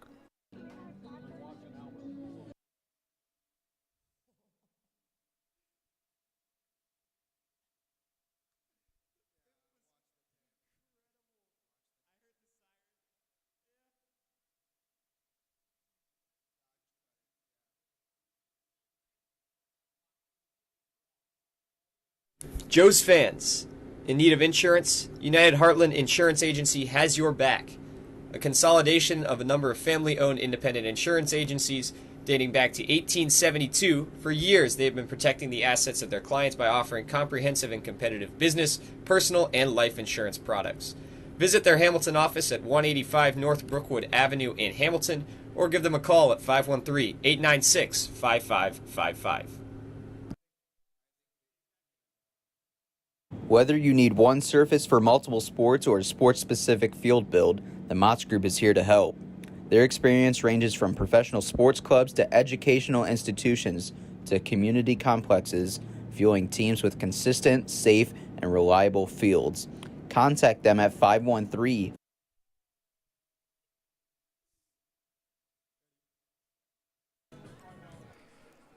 Lukac going to lead things off here in the top of the 6th. As Clay Brock with yet another insurance run.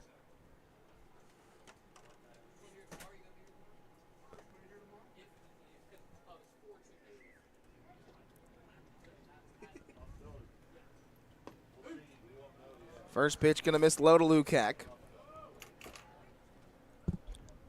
2 home runs in this game. One of them came off the bat of Lukac. Little anything you can do, I can do better from Ulrich, who hit that ball probably higher up the net than we've probably ever seen anybody hit one here. Yeah, that ball was roped. And if you can only get 1 run, that's how you want to get it. Yeah. 2-0. Fisted. Be a tough play for Parker Lester, who had to come and cut it off the bounce, throw across his body in time for out number 1. I think Lukac thought that one was going to be caught. Was not running hard of the box. Lester tested himself a little bit. He maybe could have tried to run in and catch that one on the fly, but instead give a little one hop, some practice on maybe a ground ball he'll see in the future. What it feels like to pull the ball out of that glove quickly and get the throw out. He does so successfully. But 1 on the board for Drew Garth as Clay Brock has eclipsed the 70 pitch mark. Big swing and a miss from Garth, who goes chasing down in the zone. Has about the same amount of pitches that Bragg does, but Bragg is throwing 2/3 less of an inning. Chase Hopewell is standing out there, the only pitcher to be doing so in the bullpen. As Brock misses outside.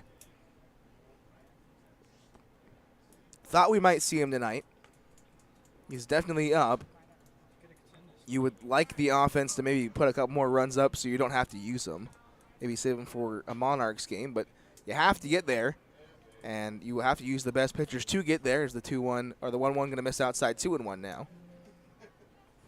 Especially with the way the game's going in Lima, with Michigan still holding that lead 4-2. 2-1, missing upstairs.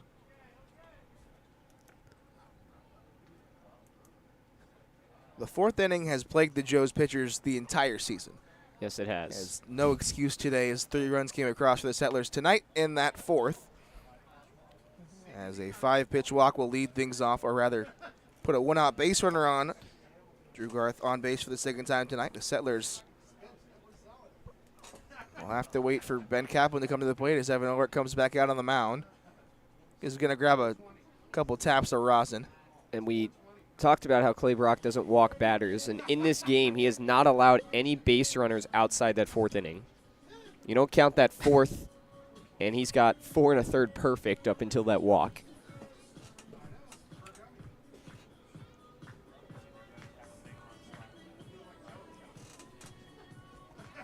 Throwing your biggest dude in the biggest spot in Clay Brock.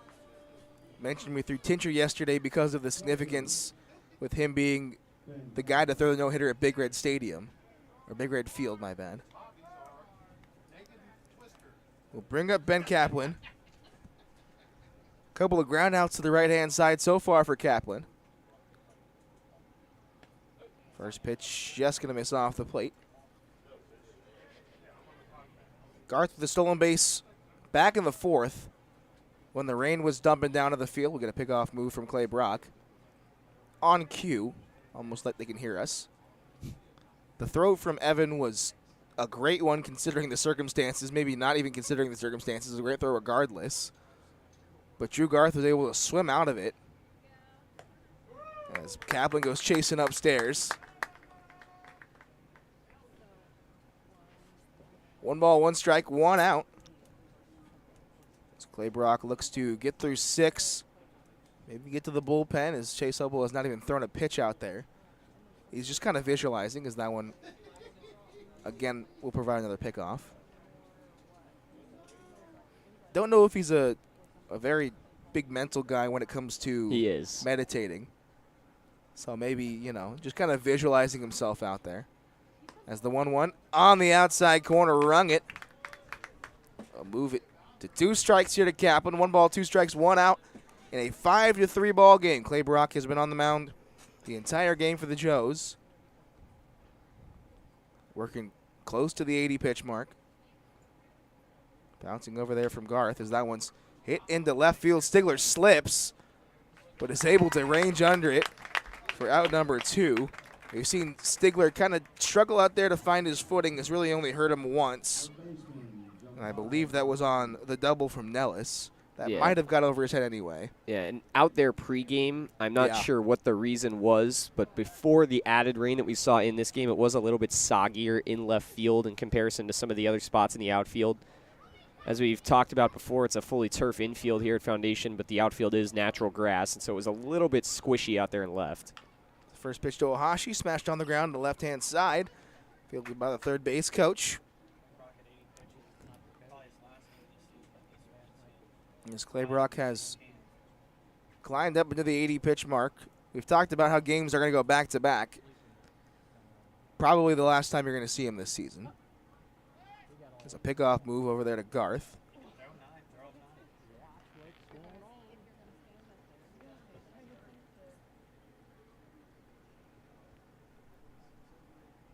Nothing 1. As Claybrock going to put down Junpei Ohashi. It's the 0-1.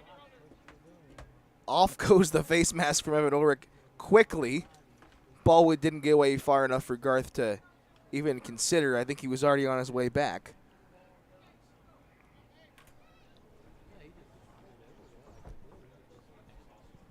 One ball, 1 strike, now 2 outs. Ohashi with the double back in the 4th that brought home an RBI. As that one's hit on the ground, battle like I have to feel on the backhand, a big hop. Have to go across the diamond, good dig by Brazier. Picking up his fielders all the way around is Brazier. As Claybrock gets out of the 6th. 5-3 our score. Joes will look to hunt some more insurance here in the GLSCL South Division Series. Game number 2. You're watching the All Wealth Hamilton Joes Broadcast Network. Story Point Fairfield isn't just a place to reside.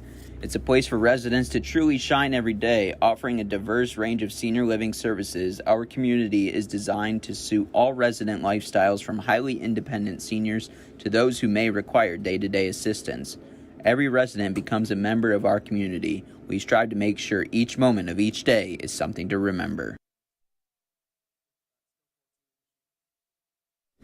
At Smoothie King Fairfield, we believe in helping each guest meet their health and fitness goals. That's why our ingredients are chosen carefully, and every one of our blends is crafted purposefully so you can rule the day.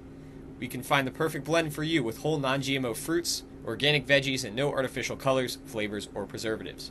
We're ready to serve you a healthy meal on the go with contactless pickup and delivery options. Visit us at 8744 Michael Lane in Fairfield, Ohio, or give us a call at 513-829-0824. Smoothie King, smoothies with a purpose.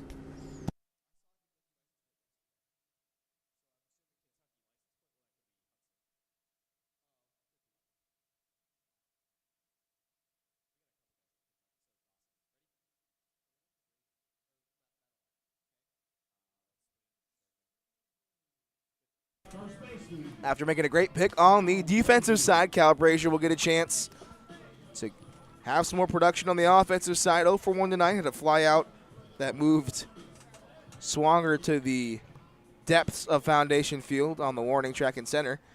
Then had a hit by pitch, stolen base, but was left stranded at third back in the 4th. Look to keep things rolling for the Joes. First pitch fouled. On top of that one for sure. Move the count 0-1. No Jack Thunberg. No Thunberg. Still Bragg. Guess the same kind of theory with us. You got an arm that you're not going to be able to throw again. Might as well throw him as long as possible. That one chopped over. Bragg going to field it on his backhand. Throw across the diamond in time to White. For out number 1. Saw him kind of drop the trailer off that Zamboni as he was moving up the line. Was unable to beat it out, though. Maybe if that ball gets past Bragg, Brazier's there maybe without a contest. Didn't get to see him run a 60 at the All-Star game. Would actually love to see what his speed is because he's got sneaky speed for a big man.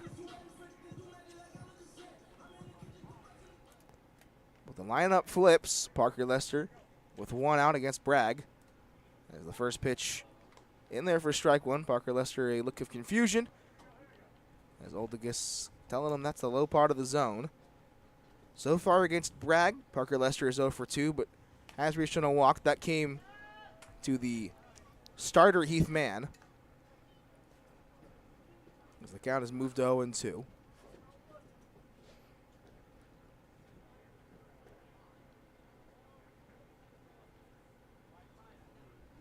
Nothing in 2. As Lester pops that one in the air, smashes his bat on the ground. Cope going to range under it, make the catch for out number 2. And Bragg just kind of continuing to do what the Settlers have needed him to do. He's given up 3 runs, but it's really only been on 3-ish hits, 4 hits. Yep. Yeah, he's had... Much like Brock. He's given up 6 total, but yeah, like you said, 2 of them didn't really matter a whole lot.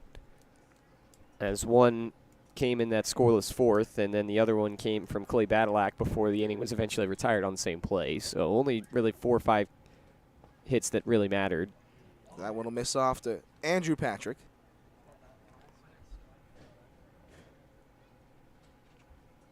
Bragg has eclipsed himself over the 80 pitch mark. The 1-0 fouled off. We'll have to see if Bragg is more of a starter for Findlay or if this is just kind of his role in the middle part of games. Hasn't made a start this season for the Settlers, but I've seen him go 4 or 5 innings on a couple of occasions as Andrew Patrick fouls that one off the mask of Kaplan. I don't imagine he would start too many games at Findlay's. There's not a lot of guys in this league in general that start collegiately. I think that's something that summer ball really helps with. Yeah, he didn't actually appear in any games, hasn't played at all yet in his career for the Oilers. So, yeah, not necessarily a guy that starts right now, but that's certainly something that this league helps with. We see a lot of guys come into this league as relief pitchers saying that they want to kind of build that stamina and move into more of a starting role in their collegiate spring. A 1-2, going to miss off. It might just be a case of wanting to collect as many innings as possible, but at the same time, to throw 4 or 5 innings out of the bullpen every time you come out, you'd have to think you're trying to build something. Definitely. 2 balls, 2 strikes, 2 outs. 2s across the board for Andrew Patrick. Deuces wild. As that one's fouled once again. And especially after a year where I would imagine he was redshirted as he didn't appear in any games. You have that kind of freedom to put the pitcher in uncomfortable positions. Yeah. And if, bad things happen, that's okay because, you're not relying on him for huge amounts of game time. And then as he moves into the summer now, you're just trying to build up that strength for the next spring. 2-2. Breaking ball in the dirt as Bragg has slipped. Again, good at-bats from the top of the lineup. Chase Hopewell out there has been throwing for the last 5 minutes or so in the Joe's bullpen. We will see if we see him in the 7th or if we will see Brock once again. We'd like to see Bronco one more, but you never know how the arm feels. We don't get that inside scoop up here in the booth. As the 3-2 swung on and missed from Andrew Patrick for out number 3. Another punch out from Logan Bragg will bring us to the top of the 7th inning. We'll see who we get out of there on the mound. I believe it's going to be Brock as Hopewell has not even begun to make his way in. We'll be right back with more GLSCL South Division Series baseball on the All World Hamilton Joe's Broadcast Network.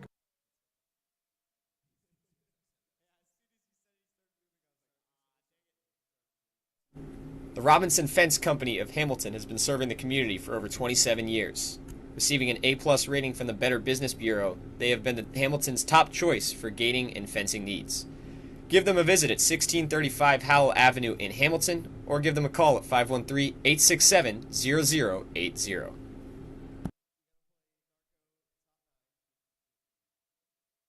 Hungry Joe's fans, stop by Richard's Pizza before, during, or after the Hamilton Joe's game. Order a pizza that was voted #1 best pizza in Butler County, or order one of their famous Italian steak sandwiches at Richard's Pizza, located on 417 Main Street. You can order online or stop by Richard's Pizza for your next delicious meal.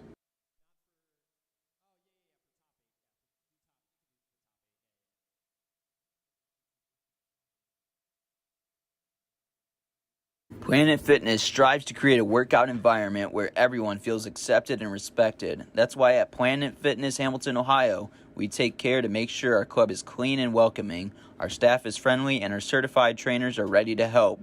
Whether you're a first-time gym user or a fitness veteran, you'll always have a home in our judgment-free zone.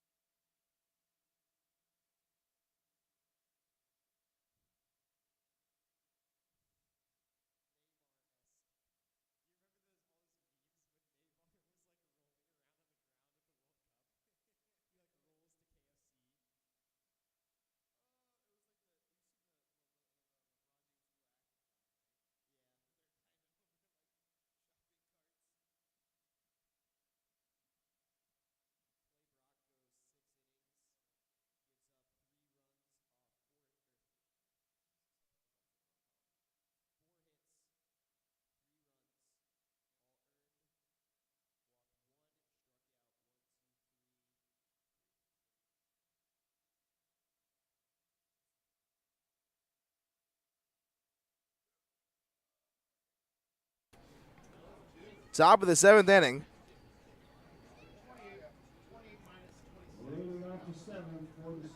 We'll bring up Swanger, White, and Cope. As we have a new pitcher on the mound, Chase Hopewell. As soon as I said he wasn't coming in, he started to make his way into the game. That's the way it goes. Never listen to a broadcaster. Man of the hour, Chase Hopewell, has always been the guy. Has gone multiple innings before. As Swanger will hit that one over to Parker Lester. One pitch and one out. In interesting fashion as the throw pulled off Cal Brasher. Acrobatic. Good tag. Swanger once again was not moving incredibly hard out of the box, and I think that might have helped helped Brasher a little bit on that one. As Swanger was right in front of him when he fielded the ball and was able to tag him. We'll bring up Logan White. As he blows the fastball past Logan. Hopewell, GLSCL closer of the year and top prospect for pitchers. Second year in a row he got that award. So that one again hit to Parker Lester. Has to come in. Has plenty of time. Throws it across his body smoothly for out number 2. I don't think that award's intended for people to get 2 years in a row. It's not often you see an underclassman come into this league and perform well, then come back and perform well again. I think they might especially on the pitching side. Might have been so taken aback by his performance twice in a row, had to give it He to had him. such a great year. This was a great year in general, though, for GLSCL pitching. Yes. And I think that was the biggest reason why he got that prospect award. As we had ourselves an internal debate about who we thought would get it in the South, whether it went to Hopewell, whether it went to Matt Dickey, or DeClue or Etchison from the Scouts. It was really almost a tough decision. Yeah, I mean, you look at stats and you understand why things shook out the way they did.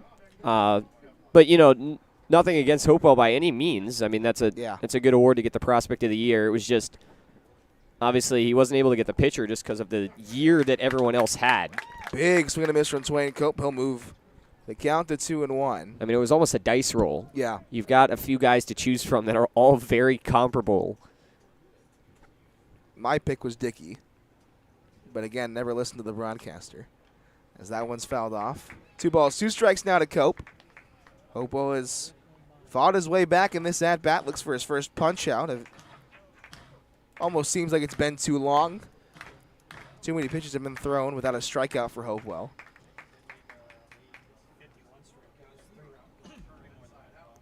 2-2. Hit once again to the right-hand side. Hopewell will field it and make the tag. A 1 unassisted, which is something I don't know if I've seen in quite some time. Scratch that one off of your bingo cards as it's stretch time here from Hamilton. Joe is on top. They'll ride the arm of Hopewell and look to add some insurance. The GLSCL South Division Series game number 2. We'll be right back on the All World Hamilton Joe's Broadcast Network. Are your clothes still dirty after going through the wash? Is your fridge failing to keep things cold? Pay Appliance Service offers superior home appliance repair in Hamilton, Ohio, so you can get on with your day-to-day activities. They are a family-owned company offering fast and reliable appliance repairs. Their skilled service technicians work on a wide variety of brands and home appliances, providing quality repairs on everything from dishwashers to microwaves. Go to their location at 780 South Martin Luther King Jr. Boulevard or contact them at 513-285-3519.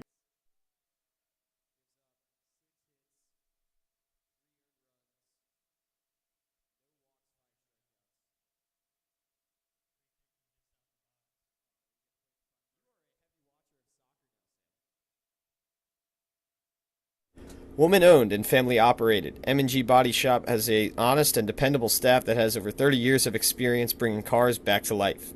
M&G Body Shop can get your car back safely on the road, providing a wide variety of services including bodywork, frame adjustment, painting, total loss evaluation, window and glass repair, collision repair, alignment, insurance claim reports, and paintless dent repair, and more. Visit M&G Body Shop at 12018 Hamilton Avenue in Cincinnati or call them up at 513-851-9056.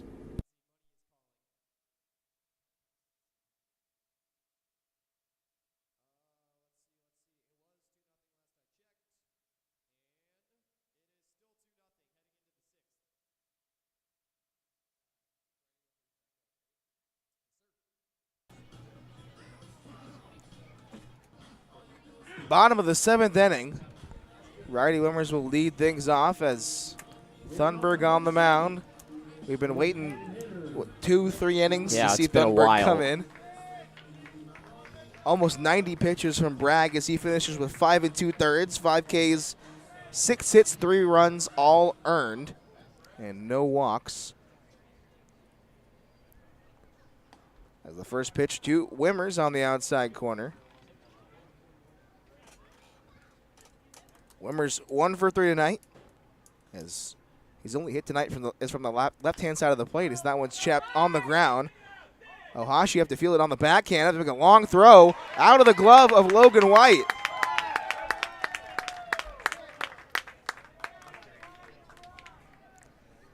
Wimmers reaches on an error.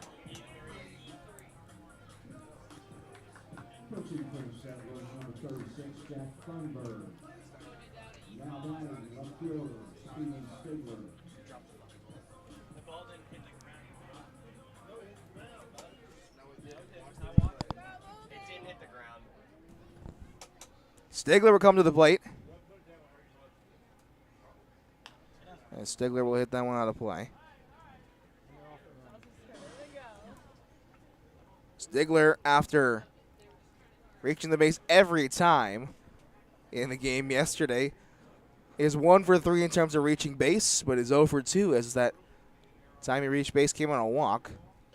To put one in the outfield, keep things rolling for the Joes as Wimmers is over at first. The 0-1 going to miss low.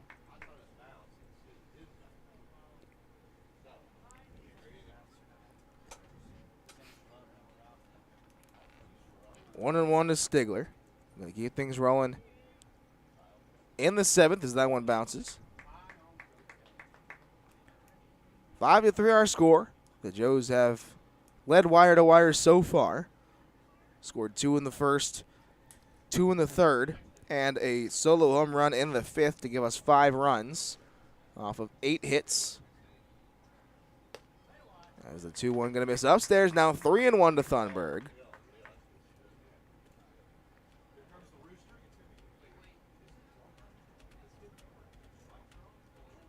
Three one the count to Thunberg, with Wimmers threatening over there at first.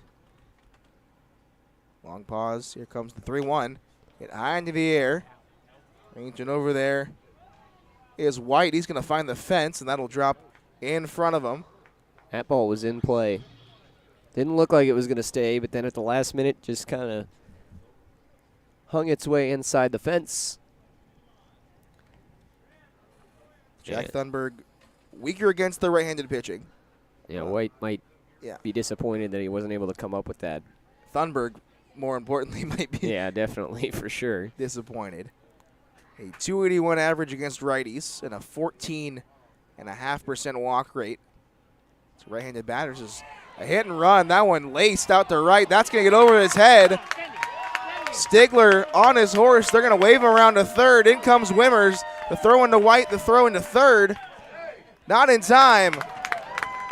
An RBI triple for Steven Stigler.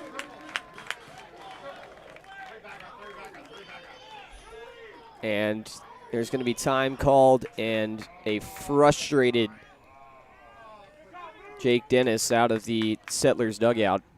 I'm not sure. He's pointing at almost second base. I'm not sure if he wants an appeal to Scott Wyckoff.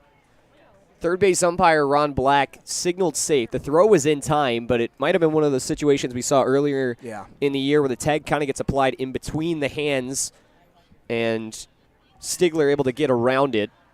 There's a lot of pointing being made.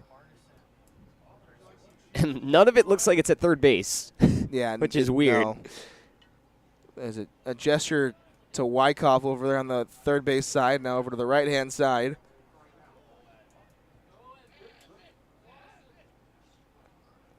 A spirited debate, some would say. But all holds as the Joes extend the lead now 6-3. We'll bring up the man of the hour tonight, Evan Ulrich. Double and a moonshot his last time up. Both against lefties. Don't want to say he struggled against the righty, but did have the strikeout.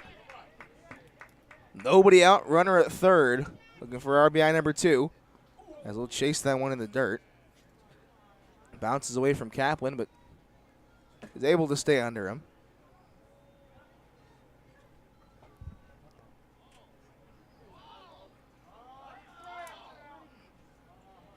Lost the batting gloves. Didn't like them. Guess not. I always hit with no batting gloves. I respect the man who does. The 0-1. Maybe loses he needed the bat. him. Definitely needed him. Give him back the batting gloves and give him the pine tar. It has not been the luckiest of nights for you, Blake. Nope. I got to be honest. Nope. I don't mean to rain on your parade. That's got to be, what, the third, fourth thing you've spoken into existence today? Yeah.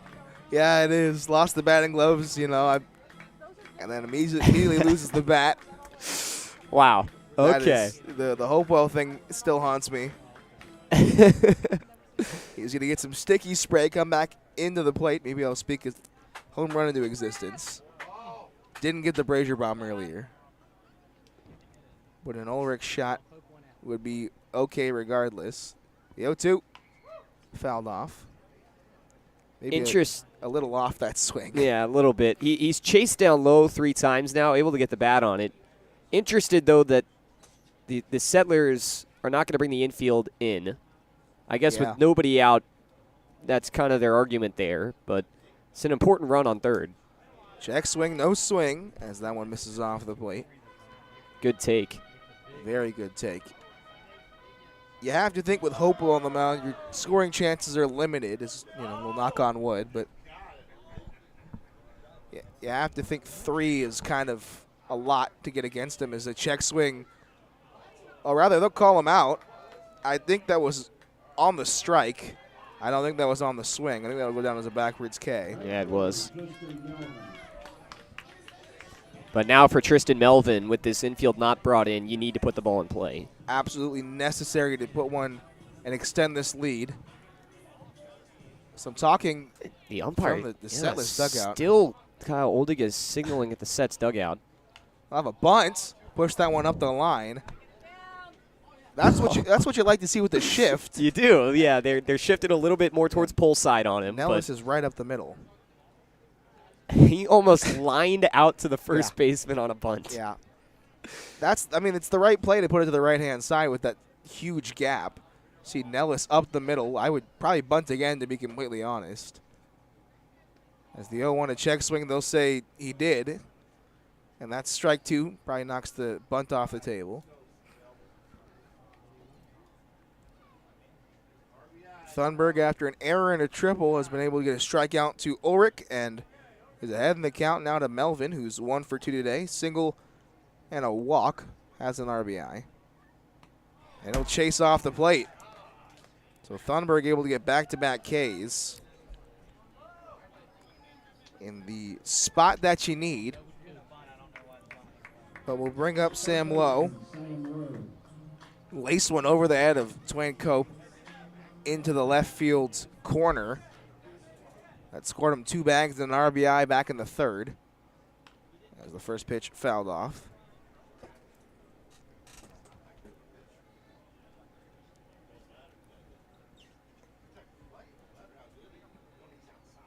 Stigler, very lonely over there at third. Has not moved. Would like to find himself at home. As Sam Lowe going to foul that one to the backstop. Right on top of it, but unable to push it out into the field on back-to-back attempts.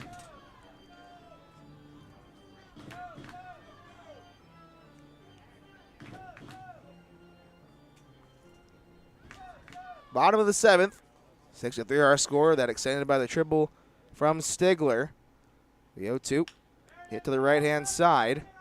Nellis going to field it. Throw across in time for out number 3. Thunberg able to get out of the jam with just 1 run allowed. Will bring us to the 8th inning. Chase Hope will back out for some more work. We'll be right back for the top of the 8th inning. You're watching the GLSCL Division Series on the All Wealth Hamilton Joe's Broadcast Network.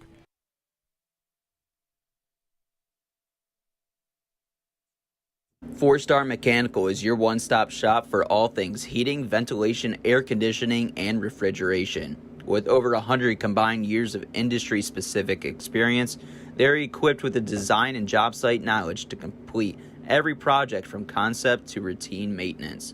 Call them at 513-737-1008. Kettering Health Hamilton at Fort Hamilton Hospital, founded in 1929, is dedicated to providing Butler County with community-focused health care. With skilled specialists and cutting-edge technology, they feature advanced wound care, emergency care with a Level 3 trauma center, heart and vascular care, maternity care, and orthopedics and joint replacement. Visit them at 630 Eaton Avenue in Hamilton or give them a call at 513-867-2000 for all of your healthcare needs.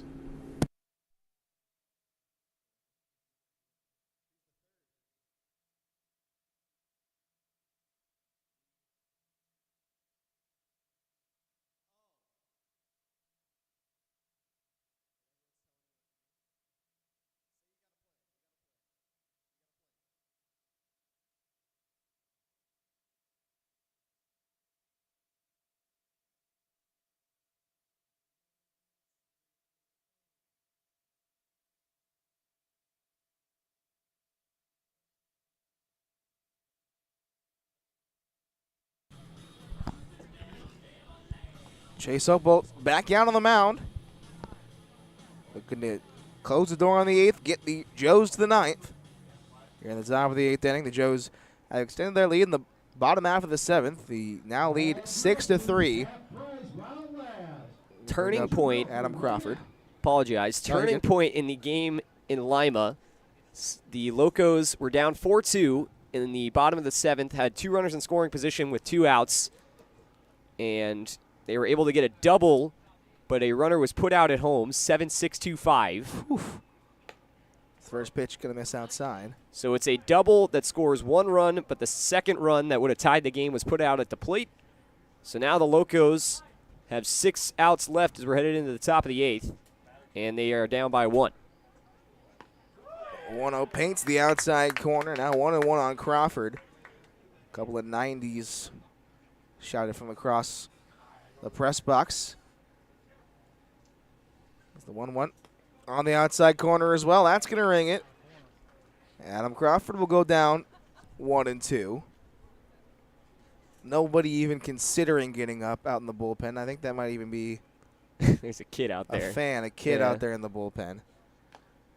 As the 1-2 swung on and missed back into the glove of Ulrich. There's the strikeout that we like to see from Chase. We're unable to see one in his first inning of work, but we'll take it here in the 8th, but 1 out on the scoreboard. Finished second in the GLSCL in the strikeout race behind Matt Dickey. Finished with 48, was just trailing by 3. The first pitch rings the outside corner.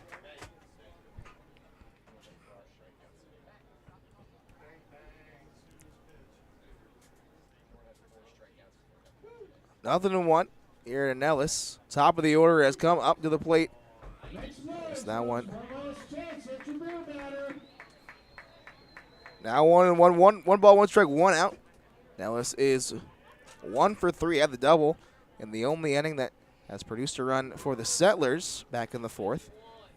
91, put a little extra on that one, but it'll miss for ball 2.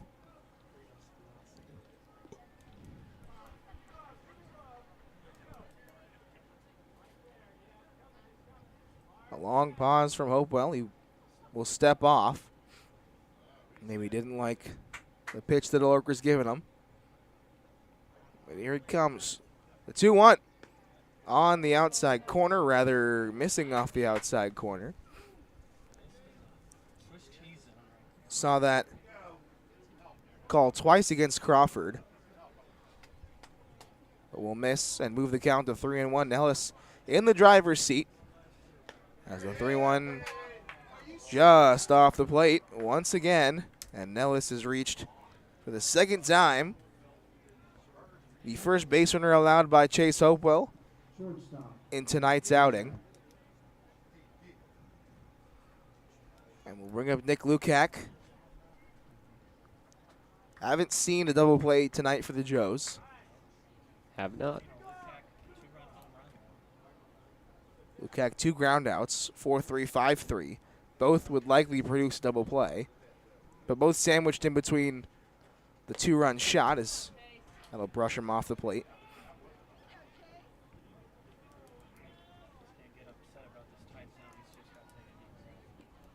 Six to 3 our score. Joe's on top. Looking to punch their ticket as we get a pickoff move. Back to the GLSCL championship game. As the game in Simmons tightens. We mentioned 4-3. Yep, top of the 8th. That one an absolutely huge game as that one fouled off. That 1-1. Would love to see that game go towards Lima or even extra innings, as Sam Hughes mentions to our left. Just want to see extra pitchers thrown. Yep. As the 1-1. Big swing and a miss for strike 2. Maybe objectively or subjectively, forgot which one's which, but we think we have the most pitching.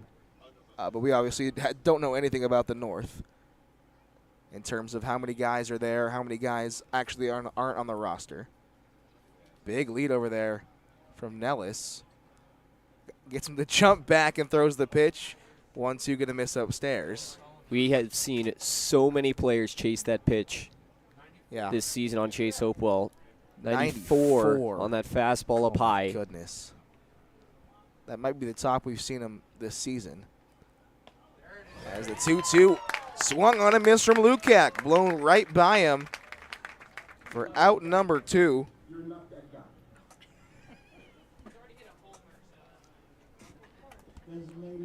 We'll bring up Drew Garth.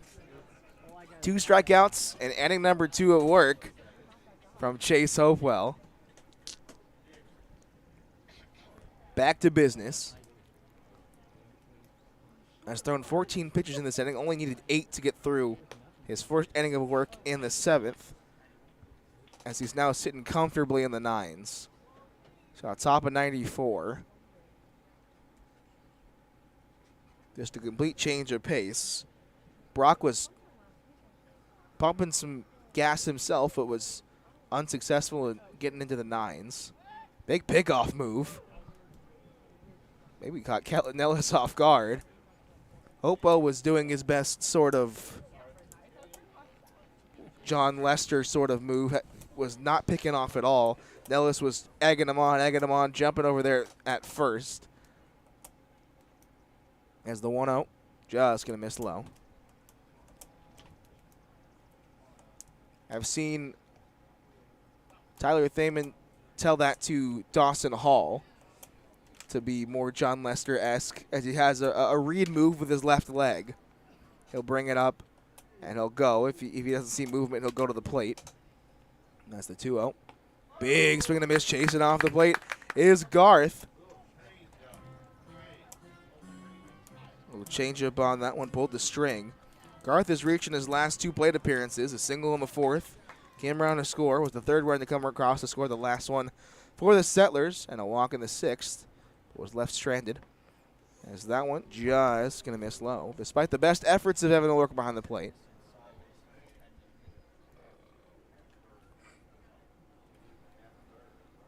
Hopewell, no stranger to going deep in games.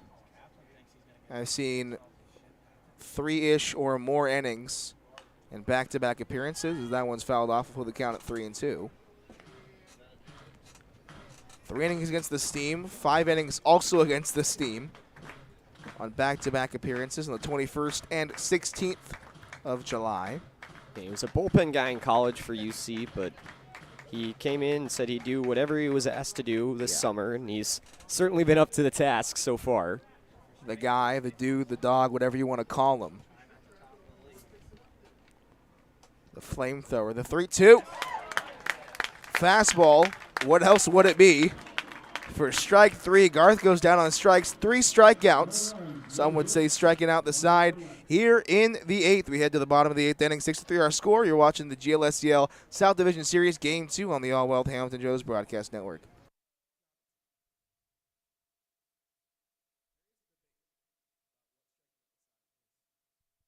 Are you switching or looking for a new bank? First Financial Bank is the perfect fit because they put you first. Their 3 goals is to stay flexible to serve your needs, invest in the community financially and personally, and they tailor their services to your needs. First Financial Bank. When it comes to managing your money, they make it easy, fast, and secure. For over 130 years, Coca-Cola has been guided by a spirit of creativity, innovation, collaboration, and love of community. The next time you come to Foundation Field to watch a Hamilton Joes game, do yourself a favor and get yourself an ice-cold Coke. Coca-Cola, proud sponsor of the Hamilton Joes. Joes fans, Chatterbox Sports is your home for high school sports all across Butler County. For live events, exclusive interviews, podcasts, photos, and more, visit chatterboxsports.com. Also follow them on Twitter and Instagram at CBoxSports. For over 130 years, Coca-Cola has been guided by a spirit of creativity, innovation, collaboration, and love of community. The next time you come to Foundation Field to watch a Hamilton Joes game, do yourself a favor and get yourself an ice-cold Coke. Coca-Cola, proud sponsor of the Hamilton Joes.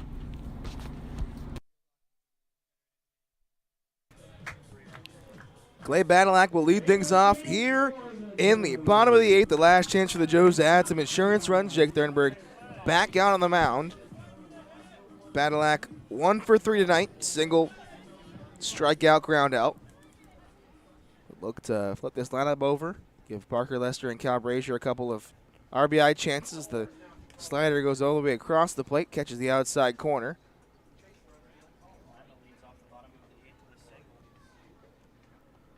The 0-1. Back-to-back curveballs. This one maybe extending a little bit further, but a strike nonetheless. As Badalak down 0-2. Thunberg with 2 strikeouts so far. Coming to Ulrich and Melvin. The 0-2 almost chased off. We'll get a check swing. No appeal as Badalak was able to hold that one back on his shoulder. 0.67 are lefties batting against Thunberg. Chasing in the dirt. Kaplan didn't seem to find it at first, but is able to fire across down to Logan White for out number 1. Third strikeout for Thunberg, who came in the 7th. We'll bring up Cal Brazier.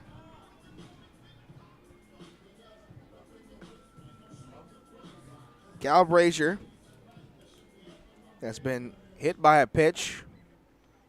Is it a ground out and has it a fly out that's taken Swanger all the way to the wall as the first pitch to him will miss off the plate. The only Joe to hit one not to a corner in terms of home runs. Hit one almost dead center as he'll swing through that one upstairs.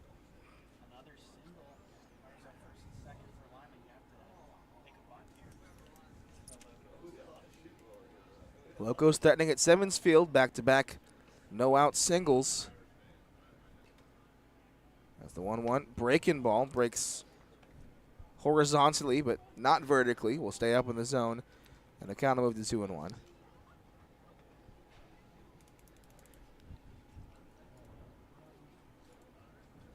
The 2-1 upstairs. Cal Brazier trying to work his way on as Thunberg will ask for a new ball. We've seen Brazier be very, very good at drawing pitch count and drawing walks over the last week or so. The at-bats have looked great. He's really seen the ball very well. Maybe since the Copperheads game at Bob Wren, if you had to put a game on it. The 3-1 fouled off. That one will roll to the backstop. Off to go to Kaplan. On deck is Parker Lester. Will again get the bat against a lefty. Maybe he'll get to see some more righties later on. I have to hope maybe there's righties in the pen or maybe in the north if this is to hold. That's the 3-2 chased off the plate. Thunberg had maybe just one mistake in the triple to Stigler that allowed the 1 run. Was unearned. But other than that, he's been great. 4 strikeouts. And struck out 4 of the 6 outs that he's recorded. We mentioned how good he is against lefties. Lefties hitting below 100.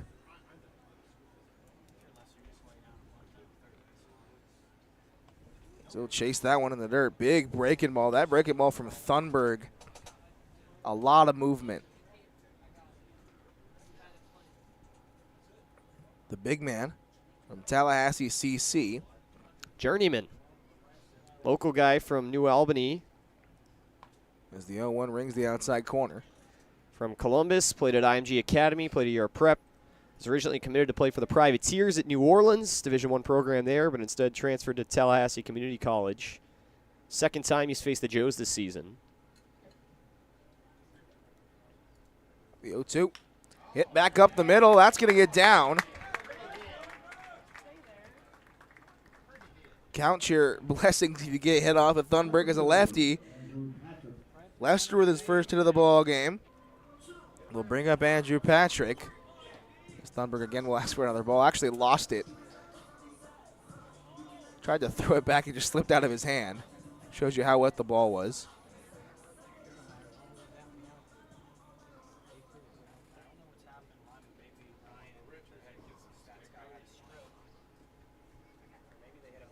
Six to 3. Andrew Patrick. 2 for 4 tonight. 2 singles, 2 Ks. As there goes Parker Lester. Andrew Patrick going to square to bunt. Will pull back. The throw, not in time. So now Parker Lester has eclipsed the double digits in terms of stolen bases. We'll put a runner in scoring position with 2 outs.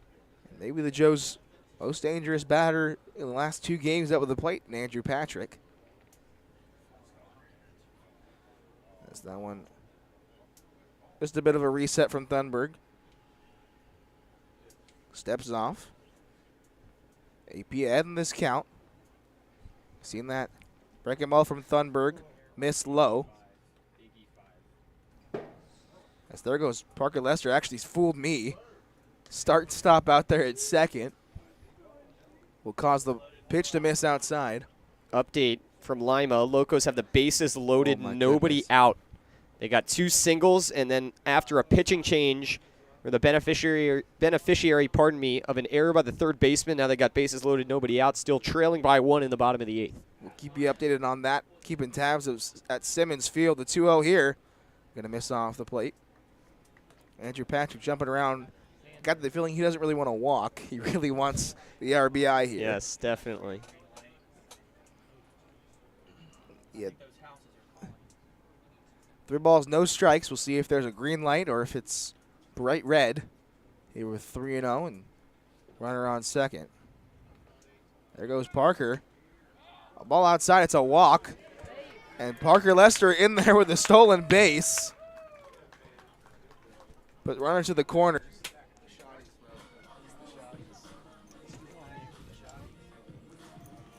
Runners at the corners after Parker Lester has 2 stolen bases. We'll bring up righty Wimmers. His hitless from the right side. The Big opportunity, though. Single in the first, put across 2 RBIs for himself. Came from the left-hand side as Heath Mann, the starting pitcher for the Settlers, was a right-handed pitcher. First pitch to Wimmers, going to miss low. Wouldn't be surprised to see Wimmers take till a strike here. Also would not be surprised to see Andrew Patrick try and steal the bag, get in a scoring position. Lima has just tied the game, by the way. Oh, my goodness. Let's go. Still bases loaded, nobody out. 4-4 now. As that one misses low. Andrew Patrick, a lot of speed. Parker Lester has shown off some speed in this inning as he's climbed above 10 stolen bases. You have to think if Andrew Patrick steals, Kaplan probably going to let him go. Because if he goes, Lester might go, as that one's chased upstairs from Wimmers. Eyes kind of lit up on that one from Wimmers, as he thought maybe that one was going to go into a gap. But finds the glove of Kaplan. Move the count to 2-1. And there goes AP. Throw outside. It was a cutoff move as Nellis came across. Yikes. And let it go. Yeah, got through him and then got to Lukac behind him. Parker Lester didn't go, and that was the right decision. But now Nick Wimmers maybe with a chance to walk the bases loaded here. Or maybe you could hunt for a good pitch as well. Count. An absolutely great hitter's count here from Wimmers. Has 1 home run from the right-hand side, that coming from Grady's Field. It's about a week ago. Big 3-1 here comes in from Thunberg. Chasing upstairs. Saw Wimmers start, think better of it, but his hands were unable to hold back. And that's a swinging strike 2. Count is run full. 3 balls, 2 strikes. The Joes looking to hunt some insurance runs with Chase Hopewell on the mound, presumably for the top of the 9th. Pause. Here comes the 3-2. That'll miss inside. And we'll load the bases as we see a meeting. I believe a bathroom break. That is something I have never seen from a home plate umpire. The head coach and Jake Dennis is coming out of the dugout for Licking County, though, so it is going to be a mound visit officially. I don't know who initiated that, though. Big spot here, and Jack Thunberg's actually going to come out of the game. Wow. All right, so we'll have a new pitcher on the mound, striding up to the plate, Gavin Mangus. He's sophomore out of Cuyahoga Community College. We'll let him warm up. Bit of a jam here. Bases loaded, 2 outs. 6-3 Joe's lead. This is the GLSCL South Division Series, Game 2 on the All Wealth Hamilton Joe's Broadcast Network.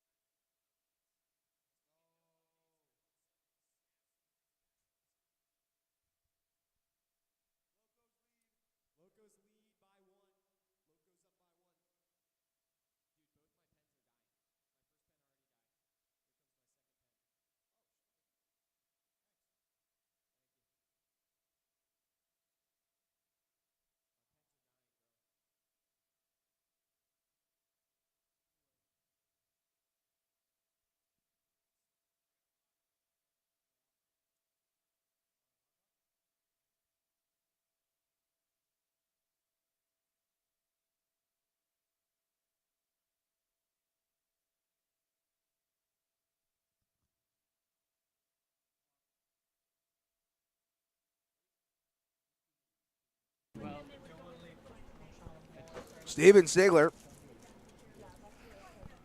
will be the first batter to be faced by Gavin Mangus. New pitcher on the mound. A long leg kick and a big swing and a miss from Stigler.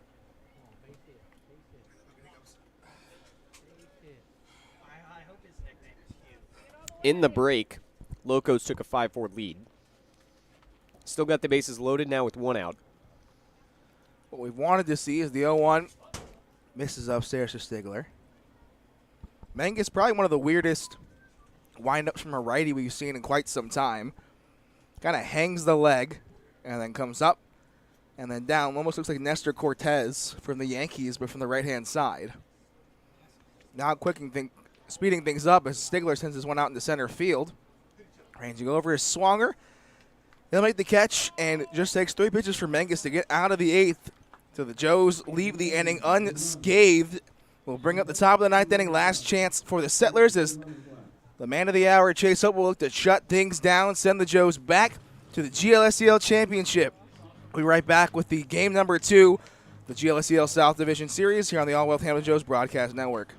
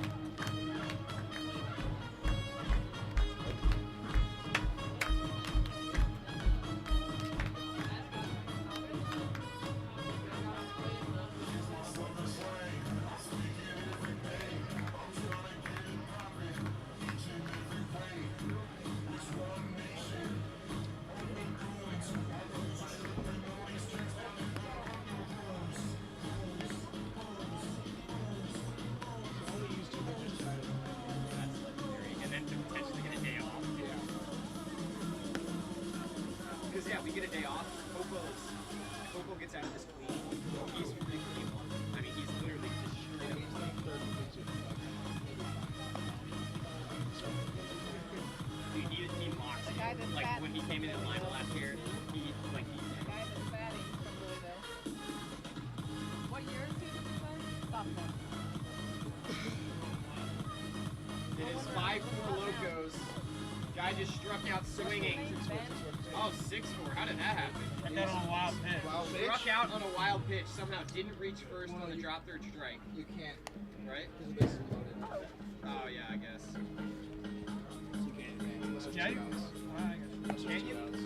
I thought you could though. Not when the base is They loaded. tried to see the second though. Maybe they tried to do a swing strike. The man of the hour, too sweet to be sour, Chase Hopewell, back out on the mound for the 3-inning save in what could be a huge game for the Joes, getting back to the championship series. Lima has now taken a 6-4 lead in Simmons, so if that result holds and the Joes are able to hold this, the Joes would be able to take a day off and be able to rest their pitchers, and you would be able to get your bullpen guys back for the championship series. The first pitch to Ben Kaplan, swung on and missed. Back to business is Hopewell.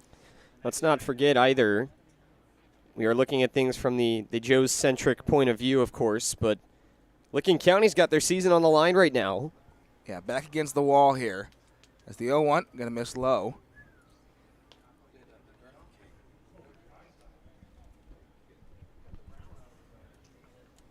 Three strikeouts for Hopewell. The next one will put him on top of the leaderboard with Matt Dickey not throwing. He didn't make the playoffs as that one's hit to the right-hand side hard. Lester eats it up on the backhand, throws it across the diamond for out number 1. And now down to their last 2 outs. As the anticipation is palpable here from Foundation Field. The air thick, the tension thick. The Joes looking to make back-to-back trips to the GLSCL championship to play a TBD. Michigan currently. Monarchs have moved it into the 9th inning. It's the first pitch to Junpei Ohashi, going to bounce low. So 6-4, the score from Simmons Field in Lima. Locos on top of the Michigan Monarchs. Michigan needs at least 2 in the top of the 9th to, I don't want to say keep their season alive, but prevent that from going 3 games and force a game here tomorrow. The 1-0. Big swing and a miss. Hopewell doing what Hopewell does best. He'll blow it right past you. If you blink, you'll miss it.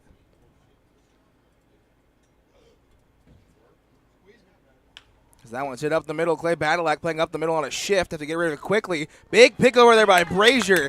Captain Canada comes through for the Joes. A big pick for out number 2 in the Joes. Just 1 out away from getting back to the GLSCL championship. That's a huge pick from Brazier. The second time now tonight we've seen him make a really great play over there at first. Defense has been so solid for the Joes throughout the day and just 1 out away, but this is the guy you want at the plate with your season on the line for Licking County. Logan Swonger's been their best guy all year on both sides. He's in the box here with 2 down, bases empty. Best against best here to start things as Swanger will foul that one to the backstop. Last time we were here, Swanger blew a save but was unable to get himself the win as it went to extras and then eventually The tie break. The tie break.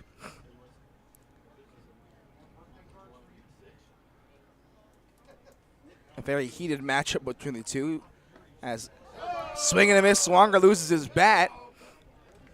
Would have loved to see that on a strikeout, I'm not going to lie. But your best guy against your best guy. Chase Hopewell looking to eye down strikeout number 4 and lock down the 3-inning save. The Joes are waiting to burst out of that dugout and congratulate Chase with a championship clinching save. No balls, 2 strikes, 6-3 our score, 2 outs in the top of the 9th. A long pause. Hopewell, a flare for the dramatics. The 0-2. Just going to miss low.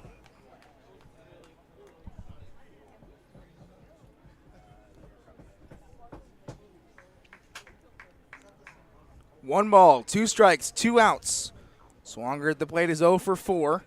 Couple of ground outs and a fly out there to Andrew Patrick. Long pause. Swanger didn't like it. Not one bit. Mind games up there at the plate as Swanger is trying to prolong the season as long as possible.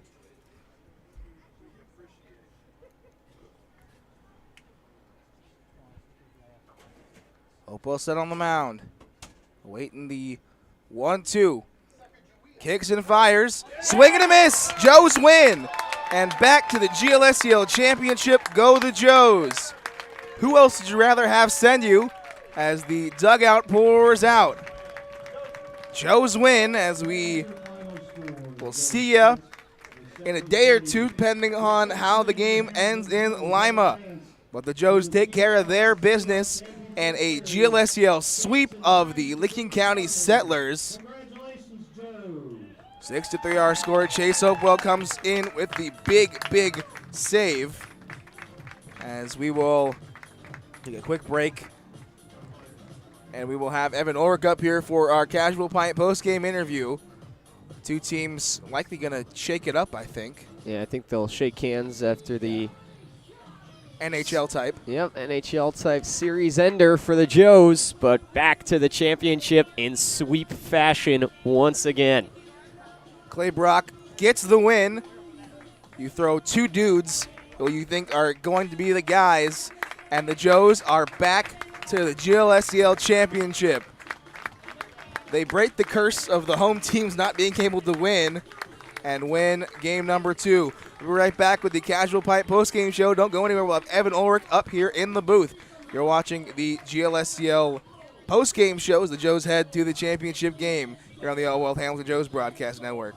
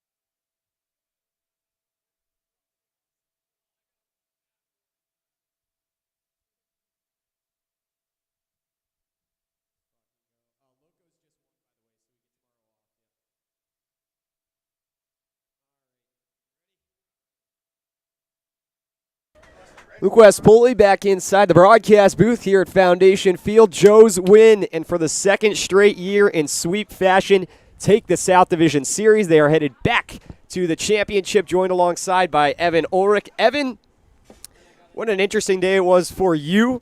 Yesterday you struggled a little bit. You know, you obviously weren't able to come up with anything till that last at-bat. Saw a bit of relief on your face almost when you walked in that last at-bat. What was kind of your mindset going into this one and your approach at the plate after yesterday? To completely forget about everything that happened yesterday. I mean, I was 0 for 5 making the third out every single time in all 5 of those ABs, and then I finally got walked and got on base. But it was kind of a game to just completely forget about and move on and try to kind of focus on doing what's best for the team. I mean, I was just trying to get on base today and seeing what we could do. Yeah, and so your home run came at a big time, as obviously you had that double earlier that you scored a run on as well. You guys hopped out to a big lead, and then it kind of dwindled, went back to 1 run, but you provided that big insurance in the bottom of the 5th. What was your approach to that at bat? Were you trying to just hit the ball and get in scoring position right off the rip, or just try to put it in play? I was trying to hit the ball and get into scoring position there because we needed an extra run, but he got me on a cutter inside, and I was assuming he was probably going to go back to it again, and he did, and he just left it up. And is that the biggest bat flip of your life? Oh, yeah, for sure. I think that might be the highest. I had two teammates that are from the spring here, and they said if you hit one, the bat better go 50 feet in the air, and I made sure it did. Oh, absolutely. Well, Evan, congratulations on the win. You'll get the day off tomorrow. Get ready for this championship. It's going to be a fun one. It's good to be back in the championship. Hopefully we can make it back to Lima. Who knows? Hopefully. We'll see. Evan Ulrich, thanks so much for joining us. Thank you. 2 for 4 on the day with a double and a home run. 2 runs scored for Evan, the catcher, out of the University of Charleston. Joes win it 6-3 here in 9 innings as they sweep the GLSCL South Division Series. The Licking County Settlers, the 1 seed, finished their season with a final record of 22-18 after taking the regular season crown in the South. Winning pitcher in this one, Clay Brock. The starter went 6 innings, gave up 3 runs off 4 hits. That all came in that 4th inning. He walked 1 and struck out 3. The losing pitcher was Heath Mann, who only got to pitch a third of an inning for Licking County as the Joes got to him right away before he was eventually substituted out. Chase Hopewell gets the 3-inning save, and in theatric fashion, the Joes are headed back to the GLSCL Championship Series. Blake, this was just an all-around good series from the Joes. They put themselves in the driver's seat right away in both games, and really there wasn't a doubt in either one of these. Yeah, it's exactly what you like to see. It's a telltale sign that the Joes are going to play well when they score first. I don't know if we've lost many games we have scored first. There's an official number. We don't have it currently. But the Joes just absolutely rolling. Pitching's been great. Fielding's been great. Just the 1 error yesterday and no errors today. It's really been an all-around performance. We love to see that. Looking forward towards the championship series when we don't know what these teams are going to look like. We love to see the Joes just kind of put the right foot forward and possibly get that off day tomorrow. Absolutely. So the Joes will get the off day tomorrow. In case you weren't aware, during the break, the Lima Locos were able to close it out, put up a 0 in the top of the 9th. So that game will go, or that series, I should say, will go to a Game 3 that will be played at Adrian College tomorrow, 7:05 start between the Lima Locos and Michigan Monarchs. Michigan took Game 1 4-2 yesterday. Lima takes Game 2 6-4. And those 2 teams will do battle. And so that means for the Joes that they will get the day off. We are still unsure where in a couple of nights they will be playing, as if the Locos are their opponent, the game will be in Lima, as the Joes will hold the tiebreaker. But if Michigan is the opponent, that game in a couple of days will be here at Foundation Field. It will likely be a 7:05 start either way, so we'll be back on the air in a couple of nights for Game 1 of the GLSCL Championship Series. Stay tuned to our social medias and the league social medias as well for all the updates on that series and when the Joes will be playing next. But, Blake, your final thoughts on this game and this series. It was a great one from start to finish. Good to see the Joes continue to roll offensively, defensively, and on the mound. Can't wait to see what the championship series is going to hold. I would love to go play and call it Michigan. But either way, I think the Joes have put their best foot forward, and I think we have probably one of the better shots to win this thing. Couple of talented teams up there in the north, but the Joes no stranger to that themselves. They got a lot of good guys on this roster. The goal was championship at the beginning of the year, and they've given themselves the chance. You sneak into the playoffs, you sweep the series, and now you're rolling into the final best of 3. Well, Thank you so much for tuning in to this game here tonight. Joes win it 6-3. They take the GLSCL South Division Series by a 2-0 margin over the Licking County Settlers, and we'll be back in action in a couple of nights. We'll be on the air at 6:45, wherever that may be. If it's at home, come on out to Foundation Field. If not, tune in to the broadcast as Blake and I will have the call like always. Until then, thank you so much for tuning in. Final score, Joes 6, Settlers 3. Still more baseball to be played in this 2022 summer. We'll see you in a couple nights. Until then, Luke Westpoli saying so long. Go Joes.